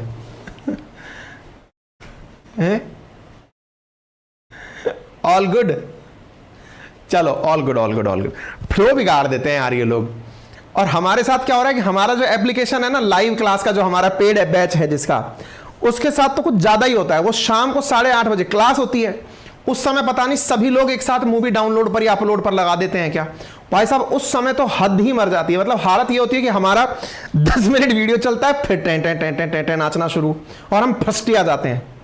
कल ऐसा हुआ क्लास चलते चलते ऑटो ऑफ, हमने कहा धन्यवाद। आज हमने एक्स्ट्रा मेहनत करने की सोची, पहले वीडियो रिकॉर्ड करेंगे फिर अपलोड करेंगे। हमने कहा कम से कम ये तो हो कि भाई लोगों तक क्लास तो पहुंचे। मेहनत हो रही है भाई, फिर से हम कह रहे हैं मेहनत हो रही है, हम बता रहे हैं, सच्ची बता रहे हैं, कसम से झूठ नहीं बोल रहे हैं। हालत खराब है, एक दिन जियो को लपेटना पड़ेगा कि भाई तुम्हारे चक्कर में हमारी क्लासेस खराब हो रही हैं, कुछ समझो यार हैं। चलो फ्लो को बिगाड़ दिया यार ये। हाँ जी, अब यहां पर हम घोर कलयुग को जो है वो चिढ़ा रहे थे कि घोर कलयुग है। अब देखो हमारे इतने प्यारे साथी इतना अच्छे से प्रेजेंट होकर के भी ना हमारे वीडियो को लाइक मिले हुए हैं, चिन्नी भर के लाइक, हम सब तक नहीं दे पा रहे हैं। क्या करें भैया, दुख है हम फिलहाल के लिए। तो अब ये घोर कलयुग की व्याख्या हम कर रहे थे कि दोस्ती ऐसी हो रही है। दोस्ती में प्रेसिडेंट ये है, देखो ये आदमी हमें बहुत पसंद है भाई साहब, काला चश्मा जचता है, गोरे मुखड़े पे, बनाया इसी के लिए गया था भाई साहब। इस भाई साहब ने लिखा democracy is like our deliver for our security on security. मतलब ये लोकतंत्र की दुहाई दे रहे हैं, ये तो अडानी की तरह हो गए हैं। हिंडनबर्ग की रिपोर्ट पर देश बचाना है, देश प्रेम के लिए अडानी बचाओ। ये डेमोक्रेसी बचाने के नाम पर सबमरीन बेच दिए हैं। पता है भाई क्या बोल रहा है? बोल रहा है इस वजह से दुनिया में अब शांति आएगी, वेपन दे दो सबको। I stood alongside Prime Minister Albanese of Australia and Prime Minister Sunak of United Kingdom to announce how we will move the Australia-United Kingdom-UK partnership forward. Together we will advance peace and security in Indo-Pacific for the years to come. कौन है ऐसा जिसके पास weapon आने के बाद शांति आई हो? हमें तो एक भी नहीं मिला है। हाँ मिला है आप जैसे कलाकार जो शांति के नाम पर कभी अफगानिस्तान पर गोला बरसा देते हैं, कभी इराक को तबाह कर देते हैं, कभी बेच बेचकर बेचारे यूक्रेन को तबाह कर देते हैं। ये शांति है? ये लोगों के खत्म होने के बाद का सन्नाटा है मिस्टर पोटस। ठीक है, तो ये ऑकुस पैक्ट क्या है वो हम बता दिए। इसी कारण से अब ये सबमरीन की कहानी है। सबमरीन होती क्या है, कहां चलती है, कितने तरीके की होती है, पानी के भीतर कैसे चलती है, ये सब हम दिखा दिए। सामान्यतया डीजल संचालित पनडुब्बियां दुनिया के पास सर्वाधिक हैं, लेकिन जो सबसे खास मानी जाती हैं वो न्यूक्लियर संचालित पनडुब्बियां होती हैं, और यहां पर भी इनको जो दी जा रही है वो न्यूक्लियर संचालित पनडुब्बियां दी जा रही हैं। ठीक है, आपको मैं अक्सर जब भी सबमरीन की बात आती है तो ऐसी स्थिति में मैं एक फिल्म आपको रिकमेंड करता हूं। करण जौहर ने मुझे एक भी पैसा नहीं दिया है, लेकिन पनडुब्बियां अगर समझनी हो तो यह फिल्म भारतीय सिनेमा की काफी फेमस है।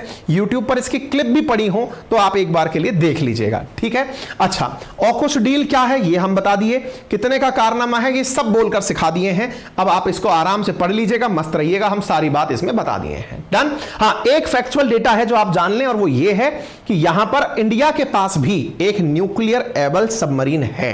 ठीक है, बाकी अमेरिका के पास तो सारी की सारी परमाणु पनडुब्बियां हैं। इससे आप अंदाजा लगा सकते हैं दुनिया के केवल 42 देशों के पास में सबमरीन उपस्थित हैं। आगे बढ़े साहब। हाँ भाई, अब थोड़ी कर रहे हैं बफर। ठीक है, क्लियर हो गया साहब। अब चीन का क्या पक्ष है? तो चीन यही कहेगा कि यह गलत है, वैश्विक हितों को आप नजरअंदाज कर रहे हो वगैरह वगैरह, कोई बात नहीं। ऑकुस ग्रुप के ऊपर सवाल मैंने मेंस में भी आपको दिखा दिया था, यूपीएससी मेंस में भी, और एसबीआई पीओ। कुछ बच्चे हमसे कमेंट बॉक्स में सवाल पूछ रहे होते हैं, सर ये बैंकिंग के लिए हमारे लिए क्लास काम की है कि नहीं है। अब मैं सबको तो जवाब दे नहीं पाता, इसलिए मैं रेफरेंस दिखा देता हूं। ऑकुस एसबीआई का 2 जनवरी 2022 का जो पीओ का हुआ था उसमें भी क्वेश्चन पूछा गया था, आप एक बार के लिए देख लीजिएगा। मेमोरी बेस्ड क्वेश्चन है ये, क्योंकि उसका पेपर तो बाहर आया नहीं, तो यह वहां से लोगों ने बताया है। ठीक है साहब, डन है, क्लियर है। आगे बढ़े। आगे वाला जो क्वेश्चन है ना वो बहुत इंटरेस्टिंग सवाल है।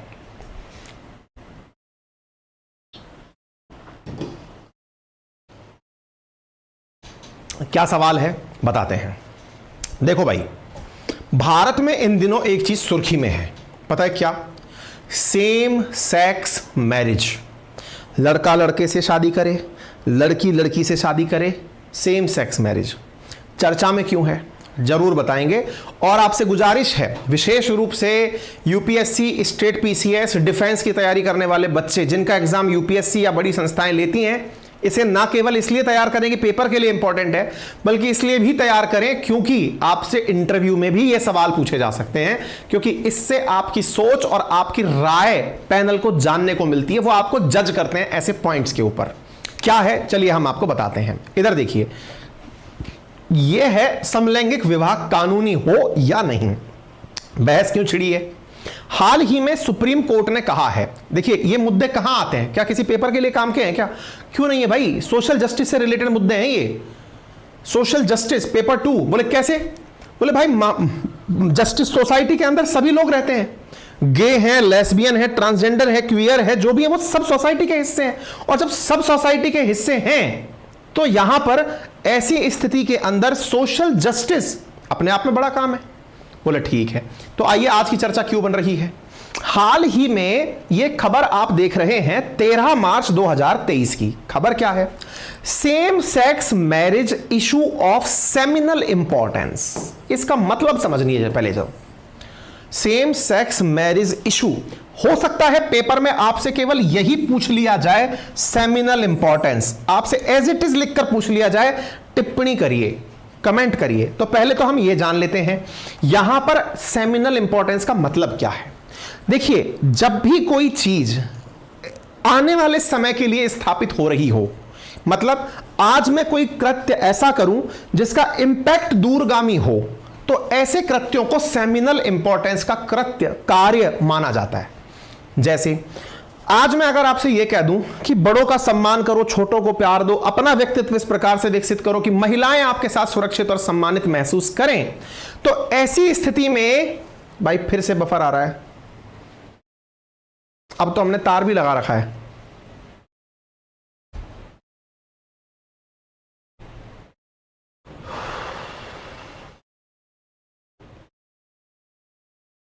क्या कीजिएगा?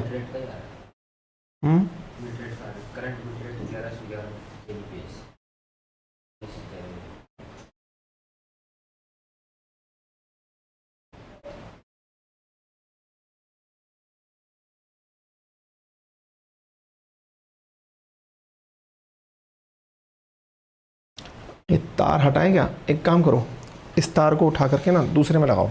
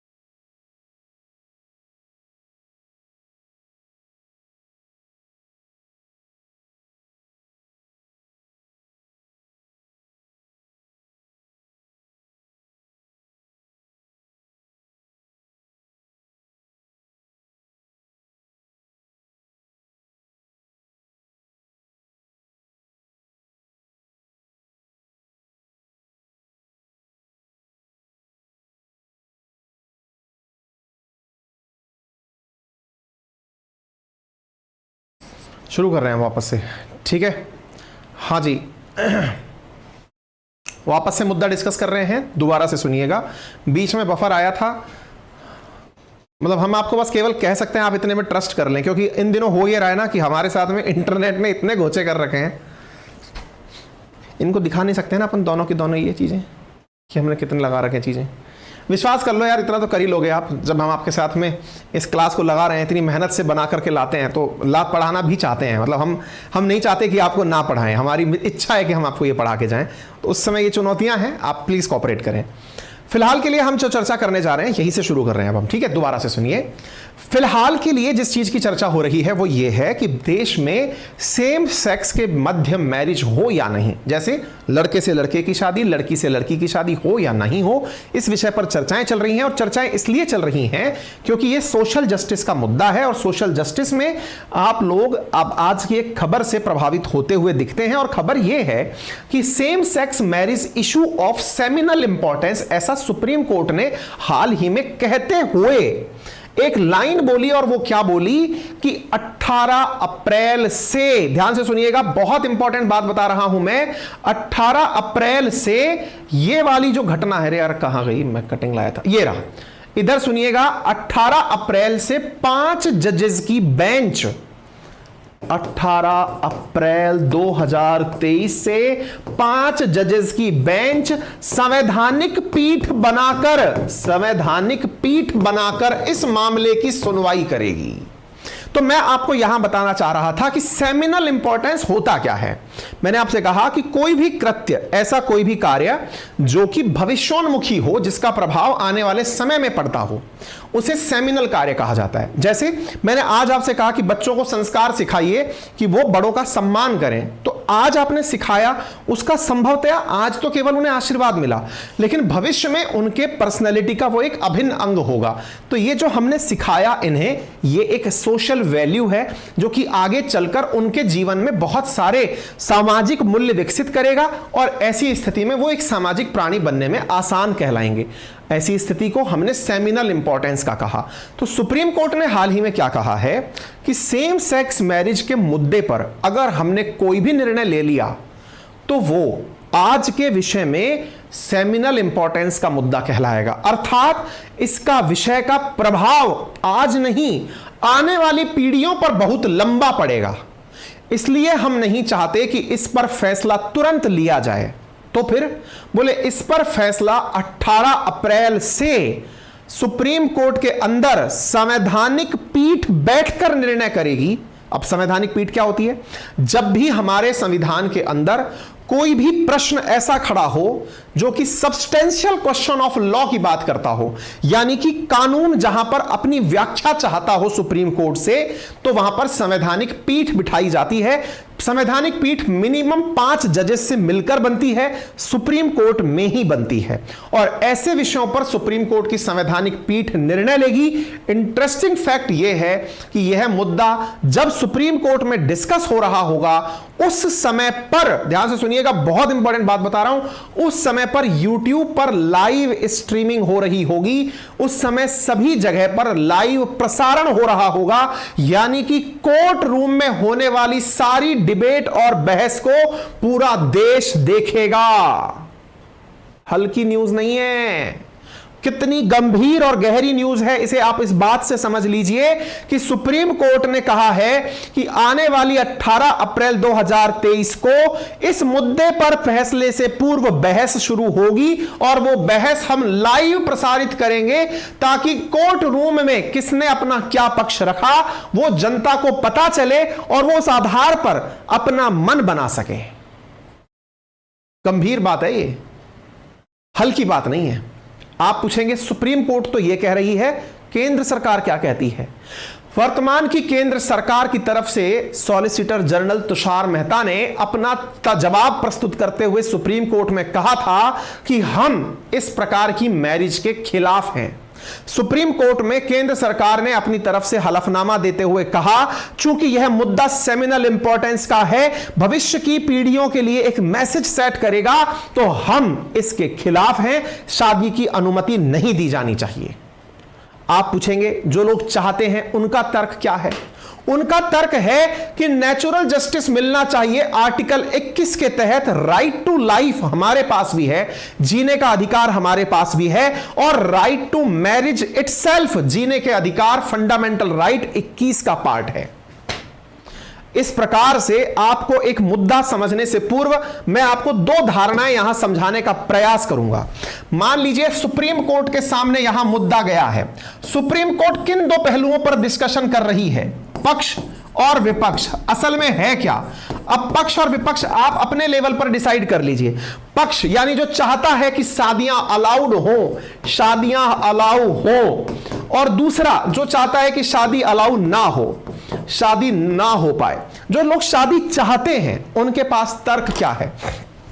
उनके पास तर्क है, जो लोग शादी चाहते हैं कि सर आर्टिकल 21 क्या है? आर्टिकल 21 भारत के संविधान के अंदर जीने का अधिकार, राइट टू लाइफ है। राइट टू लाइफ के अंदर जो कंक्लूजन निकले हुए हैं, जैसे पुट्टू स्वामी केस के अंदर आर्टिकल 21 से ही निजता का अधिकार निकल कर आया था। निजता बोले तो राइट टू प्राइवेसी निकल कर आया था। तो राइट टू प्राइवेसी आर्टिकल 21 के तहत फंडामेंटल राइट है।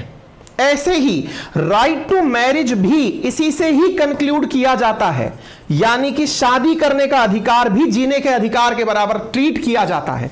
अब विचार करिए, दोनों जो लोग जो शादी करना चाहते हैं वो कहते हैं कि हमारे पास मूल अधिकार है शादी करने का, हमारे पास मूल अधिकार है अपनी निजता का, तो हमें इससे अलग क्यों किया जाए? क्या आप मेरी बात समझ पा रहे हैं?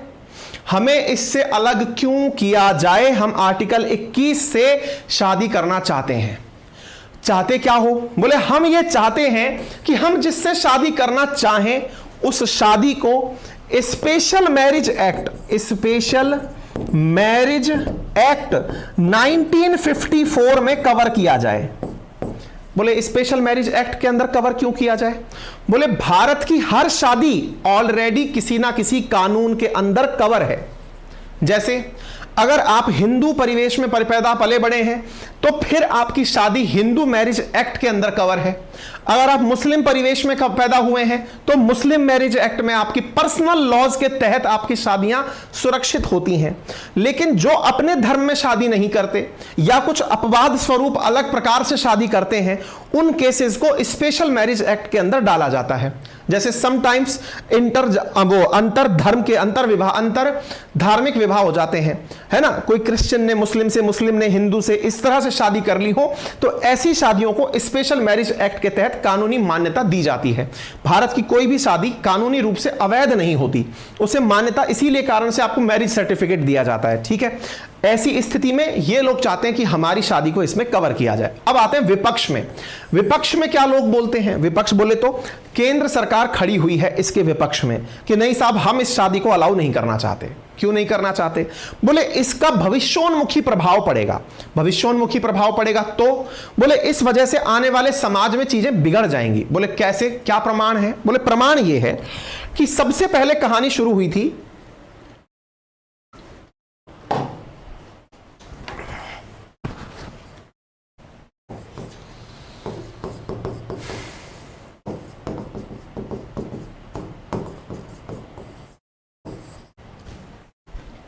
आईपीसी की धारा 377 से। सबसे पहले चीजें कहां से शुरू हुई थी? आईपीसी की धारा 377 से। बोले कैसे? बोले साहब, जब से आपने डीक्रिमिनलाइज किया, डीक्रिमिनलाइज का मतलब गैर अपराधीकृत सूची में डाला, किस चीज को? सेम उसको क्या बोलते हैं ना, अरे डीक्रिमिनलाइज किया था गे, लेस्बियन और इनको एलजीबीटीक्यू को आपने जब डीक्रिमिनलाइज किया था तो ऐसी स्थिति में आपने उन लोगों को एक अलग मैसेज दे दिया कि आप इसके पक्ष में हैं। बोले आपने जब डीक्रिमिनलाइज किया था ना 377 को, उसी का प्रभाव है कि ये शादी की मांग करने आ गए। एक मूवी बनी है यार, उसके ऊपर मैं भूल रहा हूं, आयुष्मान खुराना और उसके है बधाई 2 करके है ना, गूगल करना एक बार, आयुष्मान खुराना और जीतू की है, अपने अलवर वाले जीतू की, बधाई हो और बधाई 2 पता नहीं क्या है, मूवी का नाम मैं मिस कर रहा हूं। ठीक है, तो ऐसी स्थिति में बोले आपने जब 377 को डीक्रिमिनलाइज किया तो उसका अर्थ यह पड़ा कि उन्होंने सोच लिया कि सरकार इसके मतलब सुप्रीम कोर्ट पक्ष में है, तो उसका आज आप देख लो, आज शादी मांगने आ गए आपसे, फिर कल बच्चे मांगने आ जाएंगे। बधाई हो तो अलग है, एक और भी है मैं भूल रहा हूं,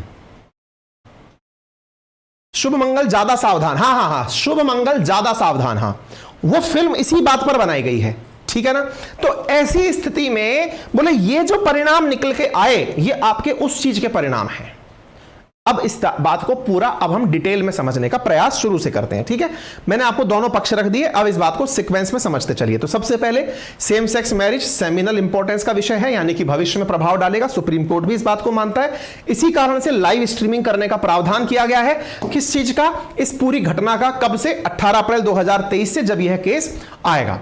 सेक्शन 377 सितंबर 2018 के अंदर सुप्रीम कोर्ट ने होमोसेक्सुअलिटी को एक क्राइम मानने से इनकार कर दिया था, यानी डीक्रिमिनलाइज कर दिया था कि यह अब अपराध नहीं है।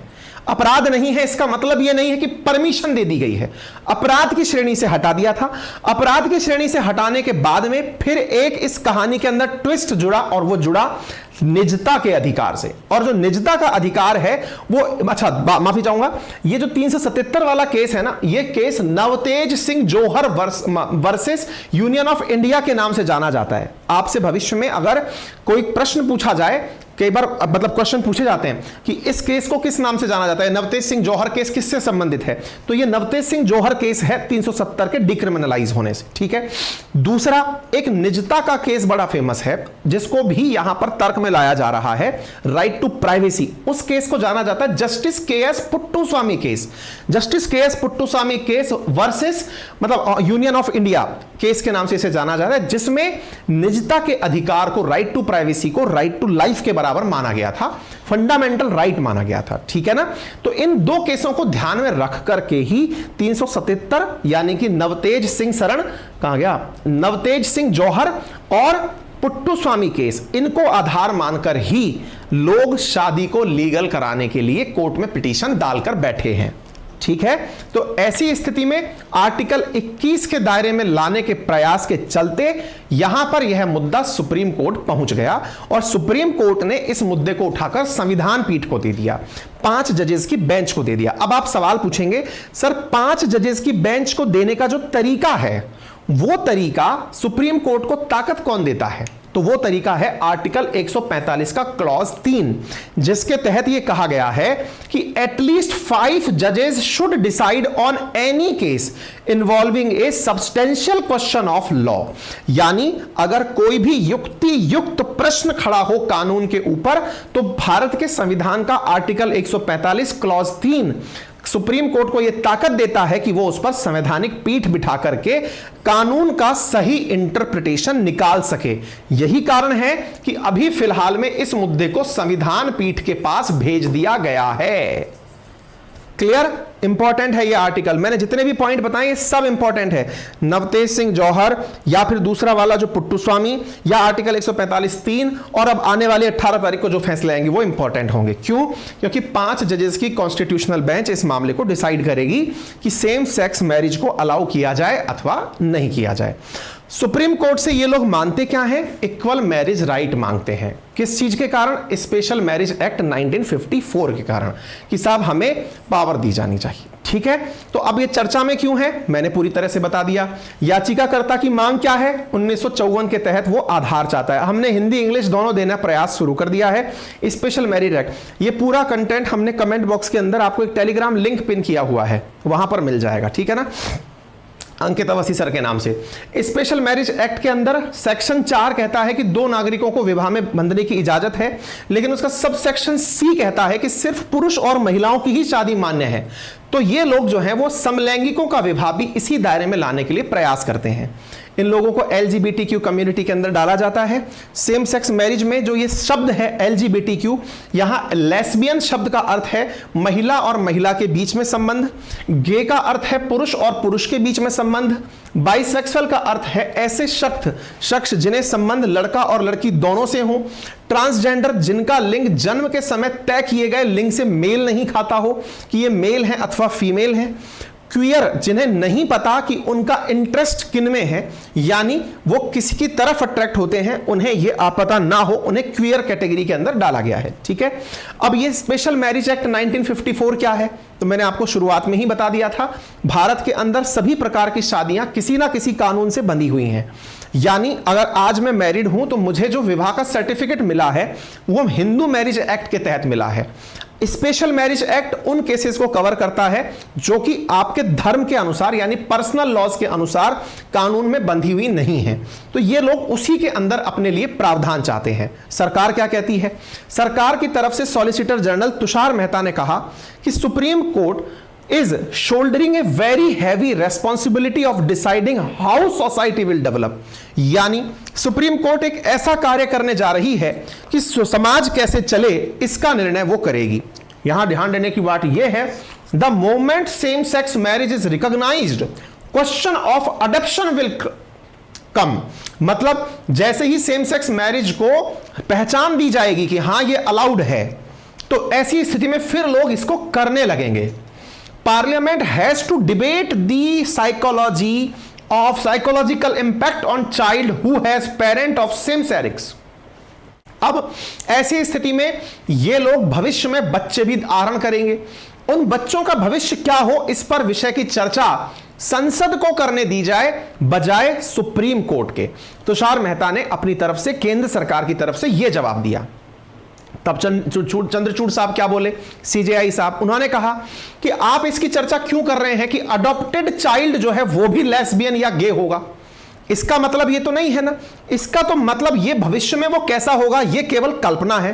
तो फिर सॉलिसिटर जनरल ने कहा, it may be CJI's personal view और my personal view, it may not be proper reflection of child psychology, which again can only be debated in parliament before it take a call on whether to recognize such marriage। अब यह मसला कहां अटक रहा है भाई, आज ये लोग शादी करेंगे। देखो सबसे पहले डिक्रिमिनलाइज हुआ तो फिर ये लोग शादी पर आ गए। अब ये शादी पर आ गए तो फिर शादी में आने के बाद ये कहेंगे कि साहब हमें बच्चे करने हैं। बच्चे करने के लिए क्या करेंगे, आप नेचुरली तो बच्चे पाल नहीं सकते, पैदा नहीं कर सकते, तो फिर आप या तो बच्चे अडॉप्ट करेंगे या फिर आप और तरीके जैसे कि सैरोगेसी है, या फिर आप गर्भ धारण के लिए कुछ मतलब और तरीके सर्जरी कराकर आप तरीके अपनाएंगे। फिर सिंगल पेरेंट की स्थिति उत्पन्न हो जाएगी। ऐसी स्थिति में भविष्य में जो बच्चा पैदा हो गया वो आपको एक्सेप्ट करेगा या नहीं, नंबर एक। नंबर दूसरा, उस बच्चे की साइकोलॉजी पर क्या असर पड़ेगा, इसकी चर्चा पार्लियामेंट में होनी चाहिए। ठीक है, फिर सुप्रीम कोर्ट की बेंच ने कहा this is a matter important enough to refer. इसी कारण से यह मसला 5 जजेस की बेंच कॉन्स्टिट्यूशनल बेंच को भेजने लायक है, बजाय इसके कि डिसीजन ऑफ कोर्ट के Puttaswamy and Navtej Johar cases petitioner have asserted broader constitutional entitlement arising out of right to life and liberty and right to dignity. अर्थात सीजे सुप्रीम कोर्ट की बेंच ने कहा इसका मतलब अब यह मुद्दा जो है ये हमारे बीच में बहस का नहीं रह गया, अब इसे हमें 145(3) का उपयोग करते हुए दोनों कानूनों को, कौन कौन से, जो 377 पर जो डिक्रिमिनलाइजेशन हुआ, नवतेज जौहर वाला केस और पुट्टुस्वामी केस यानी निजता के अधिकार, दोनों को सोचते हुए और सुनते हुए हमें अब संविधान की उचित व्याख्या हेतु 5 सदस्यीय बेंच बिठानी होगी। तो 5 सदस्यीय बेंच बिठाने का अब यहां पर प्रस्ताव पास हो चुका है। ठीक है, सरकार क्या कहती है, केंद्र सरकार का तर्क यह है, तो गवर्नमेंट ने अपनी तरफ से कहा कि सरकार मतलब जब से कोर्ट ने डिक्रिमिनलाइज किया है सेक्सुअल इंटरकोर्स को, तब से नवतेज सिंह जौहर की वजह से, तो ये लेजिटिमाइज दिस कंडक्ट मतलब and not legitimise this conduct मतलब आपने कहा कि ये अब अपराध नहीं है, इसका मतलब यह नहीं हुआ कि यह कानूनी हो गया। दोनों में अंतर समझिए, आप ऐसे समझिए, आप में से कुछ लोग से यह कह दिया जाए कि बेटा अगर तुम हेलमेट नहीं लगाओगे तो अब से यह अपराध नहीं है, तो इसका अर्थ यह नहीं हो गया कि आपको हेलमेट लगाना ही नहीं है। आपकी सहूलियत के लिए यह कहा गया क्योंकि आप हेलमेट पर बार बार चालान कटवाते थे, आपको एक दिन दुख हुआ, आप सरकार के पास गए कि सर मैं इतना पैसा खर्च कर चुका हूं कि मुझे लगता है कि बाइक रखना गुनाह है। तो फिर कोर्ट ने कहा ठीक है आप हेलमेट नहीं लगा सकते, हम इसे डिक्रिमिनलाइज कर देते हैं। ठीक है, डिक्रिमिनलाइज किया, आपने इंटरप्रिटेट क्या कर लिया, अब हेलमेट से मुक्ति हो गई। तो दोनों में अंतर देखिए, आपकी सहूलियत के लिए उसे डिक्रिमिनलाइज किया लेकिन आपने उसे लीगल हक समझ लिया। यहां पर भी सरकार यही बोल रही है, सरकार कह रही है कि सेम सेक्स का जो सेक्सुअल इंटरकोर्स था आपने उसे पहले गैर अपराधीकृत श्रेणी में डाला कि अब यह अपराध नहीं है, तो क्या आप इसे लीगल बना दोगे क्या? कल को आप ये कहोगे कि नहीं नहीं नहीं लीगल बन गया, कानून है अब तो करो आराम से। इसको यहां पर सरकार के तर्क से समझा जा सकता है। एक और point, the court while decriminalising homosexuality had never accepted same sex marriage as part of fundamental right. इसका मतलब मूलभूत अधिकार इस बात को नहीं माना गया था। The fundamental right of life dignity under article 21 of the constitution, registration of marriage of same sex person would also result in violation of existing personal as well as codified law provisions. अगर आपने इसे उस कानून में डाल दिया तो ऐसी स्थिति में जो वर्तमान में कानून बने हुए हैं वो गलत हो जाएंगे। इस वजह से सुप्रीम कोर्ट से अर्ज किया जाता है कि वो इस मुद्दे को संसद पर छोड़ दें, संसद इस विषय पर बहस करे और वो सबकी मत जाने। कोर्ट सेंस केंद्र ने कहा कि एनी रिकॉग्नाइज्ड डेविएशन, अगर कुछ भी आपने ऐसा कर दिया, can occur only before the competent legislature, आपने संसद से पहले अगर कुछ ऐसा कर दिया, इट ऑल्सो कि आप इसका जो प्रभाव है ना, ये भविष्य में सेमिनल इफेक्ट देगा। तो आप ये देख लीजिए साहब, ये 370 की कहानी थी, ये हटाने की कहानी थी। सुप्रीम कोर्ट ने जब से इस बात को कहा तब से ये सारी चीजें निकल कर आ गई। तो आप देख सकते हैं समलैंगिक विवाह पर भारत की परंपराओं के खिलाफ होगा ये, इसे देश के नागरिकों की निजता का मुद्दा नहीं माना जा सकता। शादी के बाद अगर झगड़ा हो गया तो फिर पति कौन और पत्नी कौन ये पहचानेंगे कैसे? बड़ा मुद्दा है भाई ये। मतलब ये ऐसा हो गया, कल को डिवोर्स हो गया तो फिर आगे कानून पे कानून बनते चलेंगे। डिवोर्स के केस में फिर सवाल पूछा जाएगा कि हां भाई कौन किसको हर्जाना देगा। भाई कल को आज पति पत्नी के केस में क्या होता है ना, मैरिज एलिमनी होती है, यानी कि अगर शादी के अंदर आपका डिवोर्स होता है तो पति को पत्नी को पैसे देने होते हैं घर चलाने के लिए। ऐसी स्थिति में यहां क्या करोगे? कौन पति है कौन पत्नी है नहीं पता है तो कौन किसको पैसे देगा?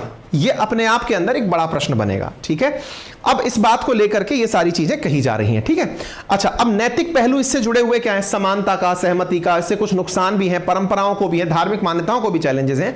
लेकिन क्या दुनिया में ऐसा होता है? जी हां, 32 देश दुनिया के ऐसे हैं जहां समलैंगिक विवाहों को मान्यता दी हुई है। ठीक है, खुद अमेरिका के अंदर 26 जून 2015 को यूएस की सुप्रीम कोर्ट ने 5-4 के फैसले से विवाह समानता को भूमि का कानून बनने की अनुमति दी और सभी, यानी कि लॉ ऑफ लैंड बना और सभी 50 राज्यों में समलैंगिक जोड़ों को पूर्ण अधिकार दिया और उन्हें समान मान्यता दी। यानी खुद अमेरिका, जो कि डेमोक्रेसी का सबसे पुराना देश कहा जाता है, वहां 2015 में सेम सेक्स मैरिज को अलाउ किया गया था। ठीक है, फिर ताइवान की बारी आती है, फिर कोस्टा रिका की बारी आती है, ऑस्ट्रेलिया, आयरलैंड, स्विट्जरलैंड, ये बाकी सारे देश हैं, अर्जेंटीना, ऑस्ट्रेलिया, जहां पर इस मैरिज को अलाउ किया हुआ है। ठीक है, उम्मीद है कि आप सभी साथी इस बात को समझ गए होंगे पूरी तरह से। क्या इस तरह के प्रश्न कभी पूछे जाते हैं? बिल्कुल, बीपीएससी सीडीपीओ के एग्जाम प्रीलिम्स में सवाल पूछा गया है। हां, एक बच्चा पूछ रहा विधवा पेंशन किसको मिलेगी? बिल्कुल सही है।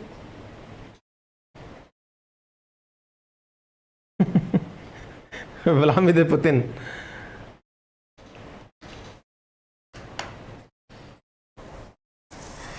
नीरज कह रहे हैं सर आप एक बहुत तेज सांस लेते हो, उसकी आवाज बहुत तेज आती है। भाई सांस भी नहीं लूंगा मैं, ठीक है, सॉरी, अब नहीं लेंगे।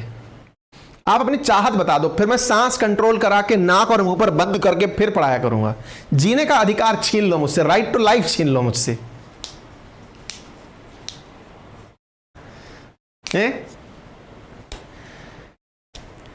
देखो एक बच्चा कह रहा है सर कि एक काम करो, एक तो आप अपने कोर्स का लीक होना रोको और एक तेज सांस लेना रोको।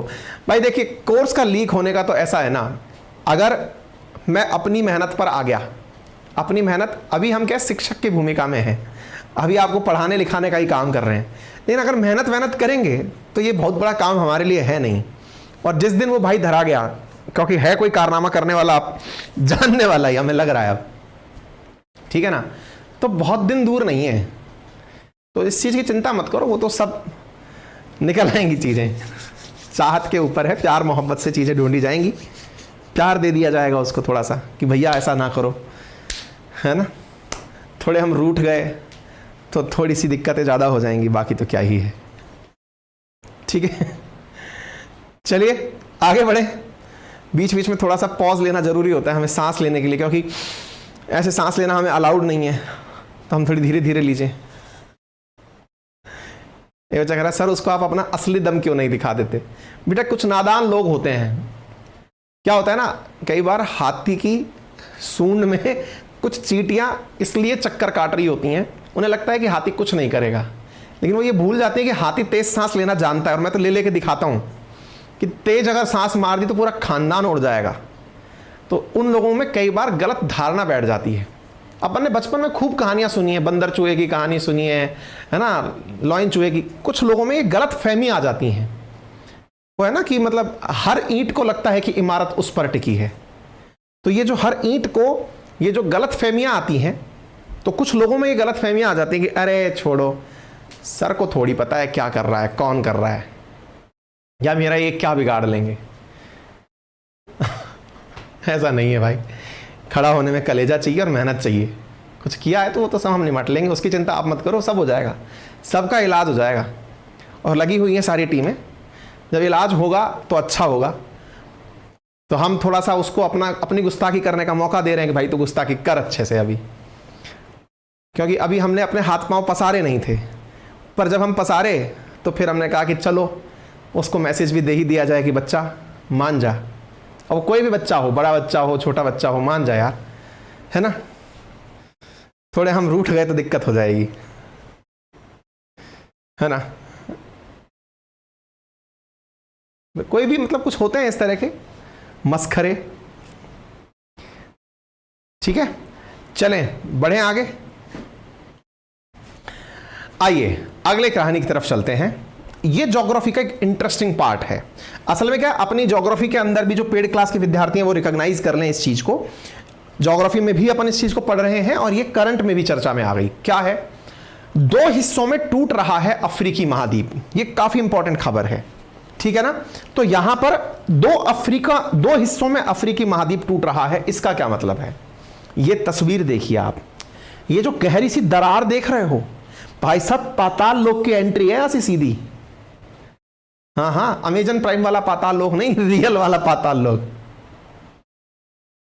ठीक है ना। तो ऐसी स्थिति में ये जो दरार दिख रही है आपको, पता है क्या है ये धरती खिसकने का प्रमाण है। प्रतिवर्ष 2.5 सेंटीमीटर के हिसाब से पृथ्वी यूं खिसक रही है, यूं। कहां हो रहा है सर, ये बताते हैं। ज्योग्राफी का इंपॉर्टेंट पार्ट है ये, पेपर 1 के अंदर ज्योग्राफी के अंदर वर्ड ज्योग्राफी का हिस्सा है ये, जो हम आपसे डिस्कस करने जा रहे हैं। क्या डिस्कस करने जा रहे हैं? आपको लगता है लड़के लड़की के बीच ब्रेकअप होता होगा, एम्प्लॉय एम्प्लॉयर के बीच ब्रेकअप होता होगा। यहां धरती पे ब्रेकअप चल रहा है। अफ्रीका ग्रेजुअली स्प्लिट हो रहा है 2 कॉन्टिनेंट्स में, जिसकी वजह से एक नए समुद्र की उत्पत्ति होने वाली है। हो सकता है आने वाली पीढ़ियों में बधाइयां इस प्रकार से दी जाएं, बधाई हो समुंदर हुआ है। समझ रहे हैं आप, कुछ चल रहा है। आइए, तो how Africa is forming 2 new continents and N ocean it's slowly dividing into 2। कहां हो रहा है, क्या हो रहा है, आज के सेशन में हम चर्चा करेंगे। लेकिन इस चर्चा को समझें उससे पहले थोड़ा सा हल्का सा कंसेप्ट जान लीजिए। कंसेप्ट इतना सा जान लीजिए कि ये जो धरती है ना, इस धरती पे से एक बार के लिए कल्पना करो। क्या कल्पना करो कि पानी हटा दिया जाए, धरती के ऊपर से पानी को साइड में कर दिया जाए, तो पानी के नीचे भी तो जमीन होगी, होती ही है। साथियों, ये जो जमीन है ना, इस पूरी जमीन को एक बार कल्पना में ले लो आप। इससे आप ये समझ जाओगे कि जो अर्थ रूपी गोला है, इस गोले पर चारों तरफ कठोर क्रस्ट है। क्रस्ट का मतलब समझ गए, कठोर परतदार भाग है।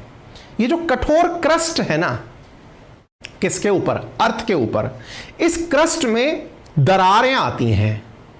क्यों आती हैं? क्योंकि क्रस्ट के नीचे लावा वाला, मैग्मा वाला हिस्सा मेंटल भरा हुआ है। वो मेंटल उबाले मारता है, उससे इस क्रस्ट पे दरारें आती हैं। वो दरारें कहीं पर रिफ्ट बनती हैं तो कहीं पर पहाड़ बनती हैं। उनमें से एक जगह का रिफ्ट हम आपको समझा रहे हैं।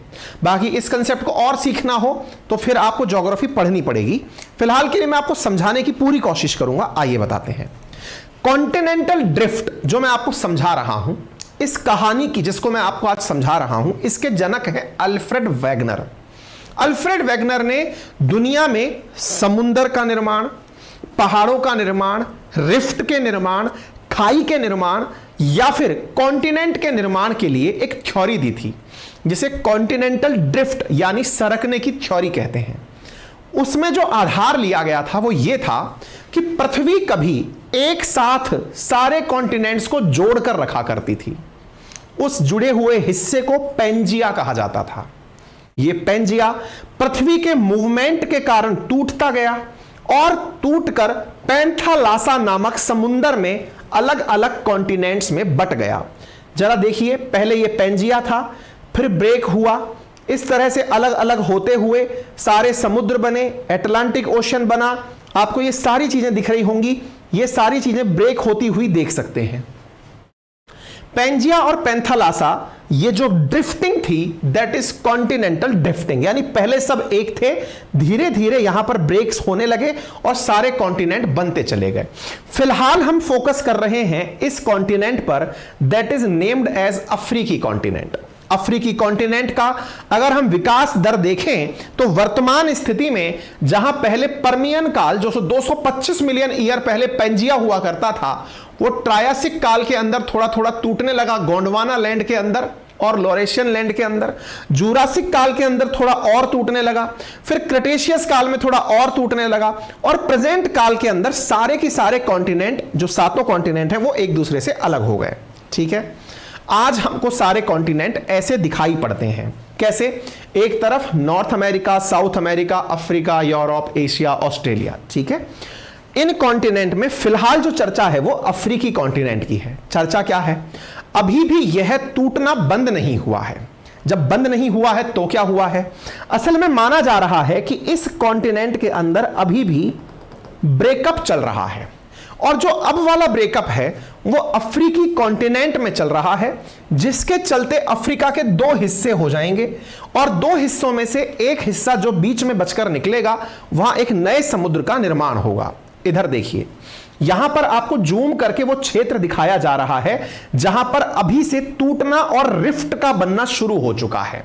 फिर से देखिए, ये अफ्रीका का वो हिस्सा है जिसको जूम करके आपको ग्रेट रिफ्ट वैली केन्या को दिखाया जा रहा है। साथियों, अब मैं अगर आपको यहां से दिखाने का प्रयास करूं तो भविष्य में यह अनुमानित है कि अफ्रीका, जिसके एक तरफ लाल सागर, एक तरफ इंडियन ओशियन, मेडागास्कर, ये चीजें दिख रही हैं, भविष्य में यहां पर इस प्रकार से एक रिफ्ट का निर्माण हो जाएगा और ये दोनों हिस्से एक दूसरे से अलग हो जाएंगे।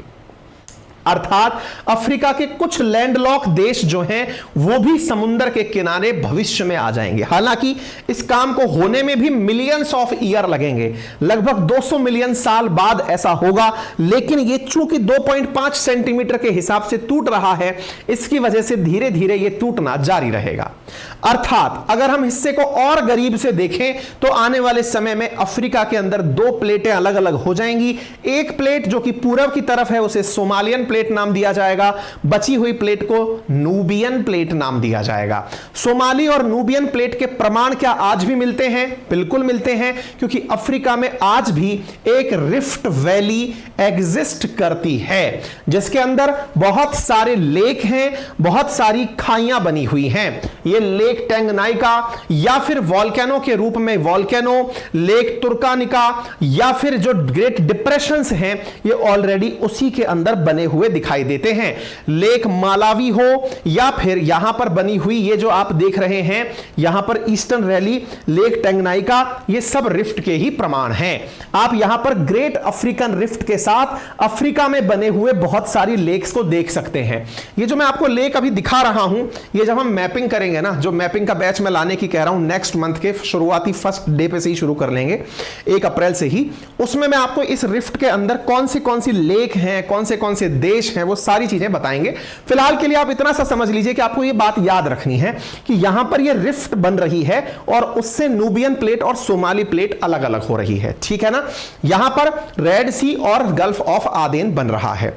आप इस चीज को जब प्रॉपर तरीके से समझ गए हैं, आज की यह सुर्खी बन गई है। जहां मैंने बात करी आपसे प्लेट की कि पूरी धरती प्लेट से झुकी हुई है, कल मैंने माउंट मेरापी डिस्कस किया था, अगर आपको याद हो तो यहां पर माउंट मेरापी जो है वो माउंट मेरापी भी मैंने आपको प्लेट थ्योरी यानी प्लेट टेक्टोनिक से समझाया था।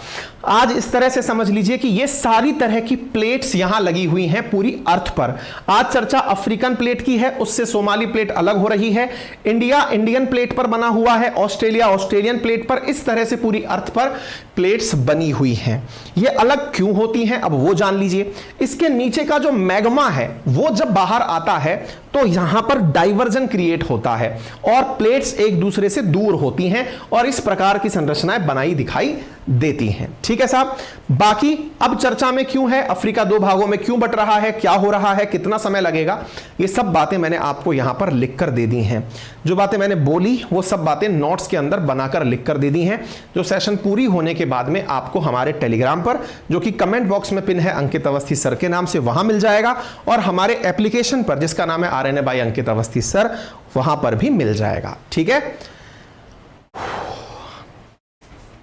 क्या ये इंपॉर्टेंट है? बिल्कुल है। इसके ऊपर यूपीएससी ने वर्ष 2013 के अंदर पेपर पूछा हुआ है, मतलब क्वेश्चन पूछा हुआ है कॉन्टिनेंटल ड्रिफ्ट के ऊपर, कि क्या होता है कॉन्टिनेंटल ड्रिफ्ट थ्योरी, और इसके समर्थन में प्रमाणों की विवेचना कीजिए। ठीक है,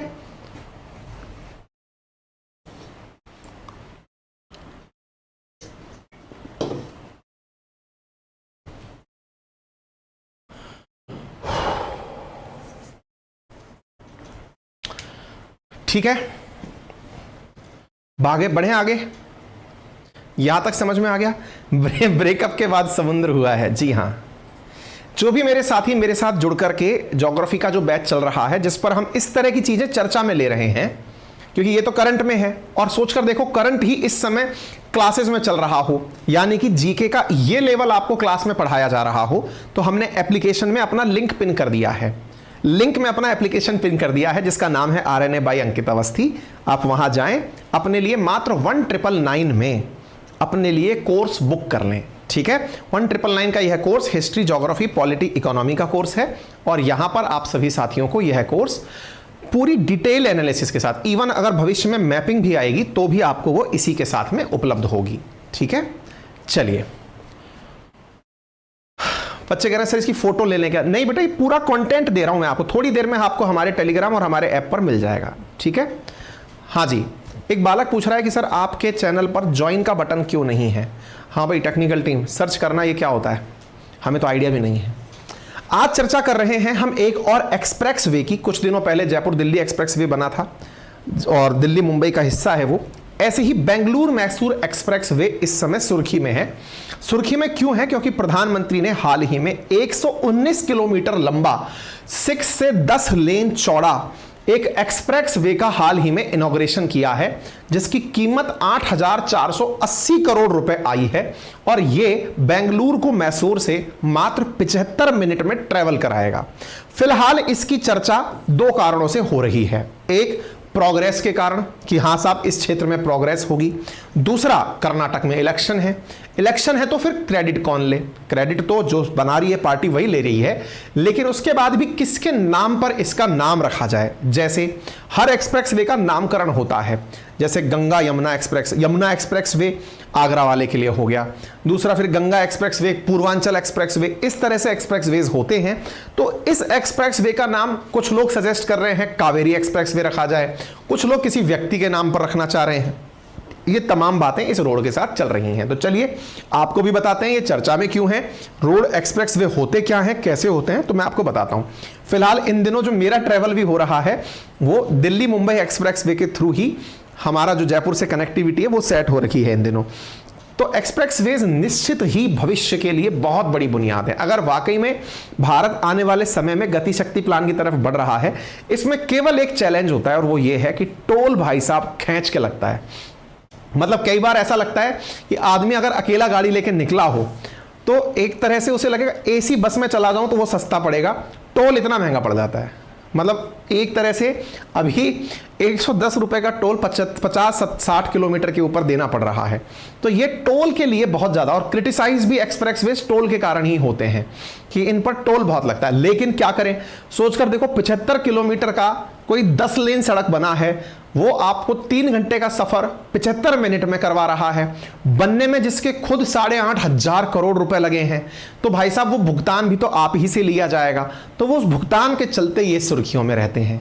तो पैसा आप ही का है, बस एक बार में सरकार ने इनिशियल स्टेज पर लगा दिया है। तो कुछ इस तरह का एक रोड बनकर के तैयार हुआ है, कहां पर? बेंगलुरु को मैसूर से जोड़ता हुआ कर्नाटका के अंदर, जिसको 75 मिनट के अंदर ये बेंगलुरु से मैसूर को कनेक्ट करेगा। और ये कनेक्ट करते समय प्रधानमंत्री का इनॉग्रेशन भाषण है, क्योंकि इन्होंने ही फाउंडेशन स्टोन रखा था और यही इसको तैयार कर दिए हैं। तो इस वजह से ये काफी ज्यादा सुर्खियों में है, ठीक है ना? तो आप इसे देख सकते हैं। एक सेकेंड,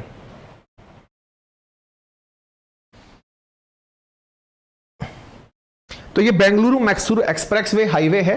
तो ये कनेक्ट करते समय मतलब पूरी तरह से आसपास के क्षेत्रों में रीच भी बढ़ाएगा। काफी सारे अंडरपासेस, बहुत सारे ब्रिजेस इस हाईवे के अंदर बनाए गए हैं, काफी सारे रेलवे ओवर ब्रिजेस इस पे बनाए गए हैं। नेशनल हाईवे 275 से इसे नाम रखा गया है। 8,478 करोड़ रुपए इसकी कुल लागत आई है और यह कर्नाटका के अंदर बेंगलुरु को मैसूर से जोड़ता है। जो सफर पहले 3 घंटे का हुआ करता था, अब वह 75 मिनट के अंदर पूरा हो जाएगा, क्योंकि एक्सप्रेस वे की जो गति सीमा होती है वो मिनिमम 120 किलोमीटर प्रति घंटे रखी जाती है। यानी कि आप गाड़ी जो है वो 120 किलोमीटर प्रति घंटे की रफ्तार से इन पर आसानी से चला सकते हैं, बिना ब्रेक लगाए, बिना किसी जाम के लगे हुए। तो नितिन गडकरी जी के द्वारा इस तरह के काम प्रधानमंत्री के नेतृत्व में किए जा रहे हैं। चूंकि चुनावी साल है तो अब इसको लेकर के विवाद हो रहे हैं। 6 लेन का यह हाईवे बन तो गया, काफी सारी चुनौतियां ये आ रही हैं कि साहब इस किलोमीटर इसके बनने के अंदर श्रीरंगपट्टनम, कुर्ग, ऊटी जैसी जो जगह हैं उनसे कनेक्टिविटी बढ़ेगी, लेकिन इसका नाम किसको दिया जाए। दूसरा, चूंकि ये काम 2019 में शुरू हुआ था और 2 साल में इसके पूरा होने की उम्मीद थी, पूरा होते होते 4 साल लग गए। तीसरा, इसको बनाने के अंदर मिनिस्ट्री ऑफ रोड ट्रांसपोर्ट ने रोल प्ले किया है, लेकिन इसमें कई जगह जो कट वगैरह थे उसकी वजह से जो नुकसान हुए, लोग उसको लेकर के काफी सारे सवाल और जवाब कर रहे हैं। अच्छा, तीसरी चीज जो यहां पर निकल के आ रही है वो ये है कि इसके नाम को लेकर के कि किस तरह से इसका नाम रखा जाए। जैसे कुछ लोग कह रहे हैं कि आपने हमारे यहां से आपने स्काई वॉक बनाने का वादा किया था, वो नहीं बना। कहीं पर पुल बनाने का वादा हुआ था, वो नहीं बना। कई जगह सर्विस रोड अभी तक नहीं बनी है, कई जगह बुनियादी सुविधाओं का विकास अभी नहीं हुआ है। तो कुछ विवाद इसको लेकर के फिलहाल चल रहे हैं, ठीक है। अच्छा, तो विवादों के साथ साथ यहां पर मैं वो लेके आया था, नाम को लेकर के विरोध कहां था, हाँ, नामकरण को लेकर के क्या विवाद जुड़ा हुआ है। तो भाई भाजपा के नेता अलग अलग प्रकार के नाम प्रस्तावित कर रहे हैं। जैसे कुछ ऐसे कावेरी एक्सप्रेस के नाम रखने की बात कर रहे हैं, कुछ लोग इसको भाजपा के नेता थे MS कृष्णा, उनके नाम पर रखने की बात कर रहे हैं। कुछ लोग कह रहे हैं कि मैसूर का जो पुराना नाम था उसके आधार पर इसका नाम रख लो। तो इस प्रकार की इसको लेकर के बहस चल रही है, ठीक है साहब। तो आने वाले समय में जैसा भी होगा, फिलहाल एक नया रोड देश को मिल गया है, इतनी ही जानकारी है। तो पूर्वांचल एक्सप्रेसवे के ऊपर यूपी PCS में सवाल पूछा गया था, तो भविष्य में इसके ऊपर भी सवाल पूछा जा सकता है कि ये कौन से राज्य में है। बस इतना ही, ठीक है। ठीक है साहब, संपूर्ण विश्लेषण हो गया 5 सवालों का, जानकारी पूरी तरह से आपको मिल गई है। तो वीडियो को लाइक और शेयर करने में गुस्ताखी ना करें, खूब सारा शेयर करें, खूब सारा लोगों को रिकमेंड करें, ठीक है ना। और चैनल पर नए हैं तो सब्सक्राइब कर लें। बाकी जो क्वेश्चंस हैं, क्वेश्चन नंबर 6 से लेकर के क्वेश्चन नंबर 25 तक, वो मैं आप लोगों को उपलब्ध करा रहा हूं, ठीक है ना। सॉरी, 15 तक मैं आपको उपलब्ध करा रहा हूं। आप आराम से उन्हें पढ़ें। 1 लाइनर क्वेश्चंस हैं, रविवार को उनकी रिवीजन क्लास में लगा दूंगा। आप उन क्लासेस के अंदर बढ़िया से पढ़ के आना। इंपॉर्टेंट क्वेश्चंस जो रहेंगे उनका मैं रिवीजन आपको करा दूंगा, ठीक है। ये पूरा की पूरा कंटेंट मैं आपको अभी टेलीग्राम पर और अपने एप्लीकेशन पर डाल रहा हूं। इस महीने में इंपॉर्टेंट डेज कौन कौन से हैं, तो 15 मार्च को हाल ही में वर्ल्ड कंज्यूमर राइट डे के रूप में रिकॉग्नाइज किया गया, जिसकी थीम रखी गई थी empowering consumer through clean energy transition. हमारा एप्लीकेशन जिस पर कोर्स अभी 1999 में दिया जा रहा है, जिसमें हिस्ट्री, ज्योग्राफी, पॉलिटी, इकोनॉमी पढ़ाई जाएगी पूरे 1 साल की वैधता के साथ में। ज्योग्राफी वहां पर वर्ल्ड ज्योग्राफी अभी चल रही है।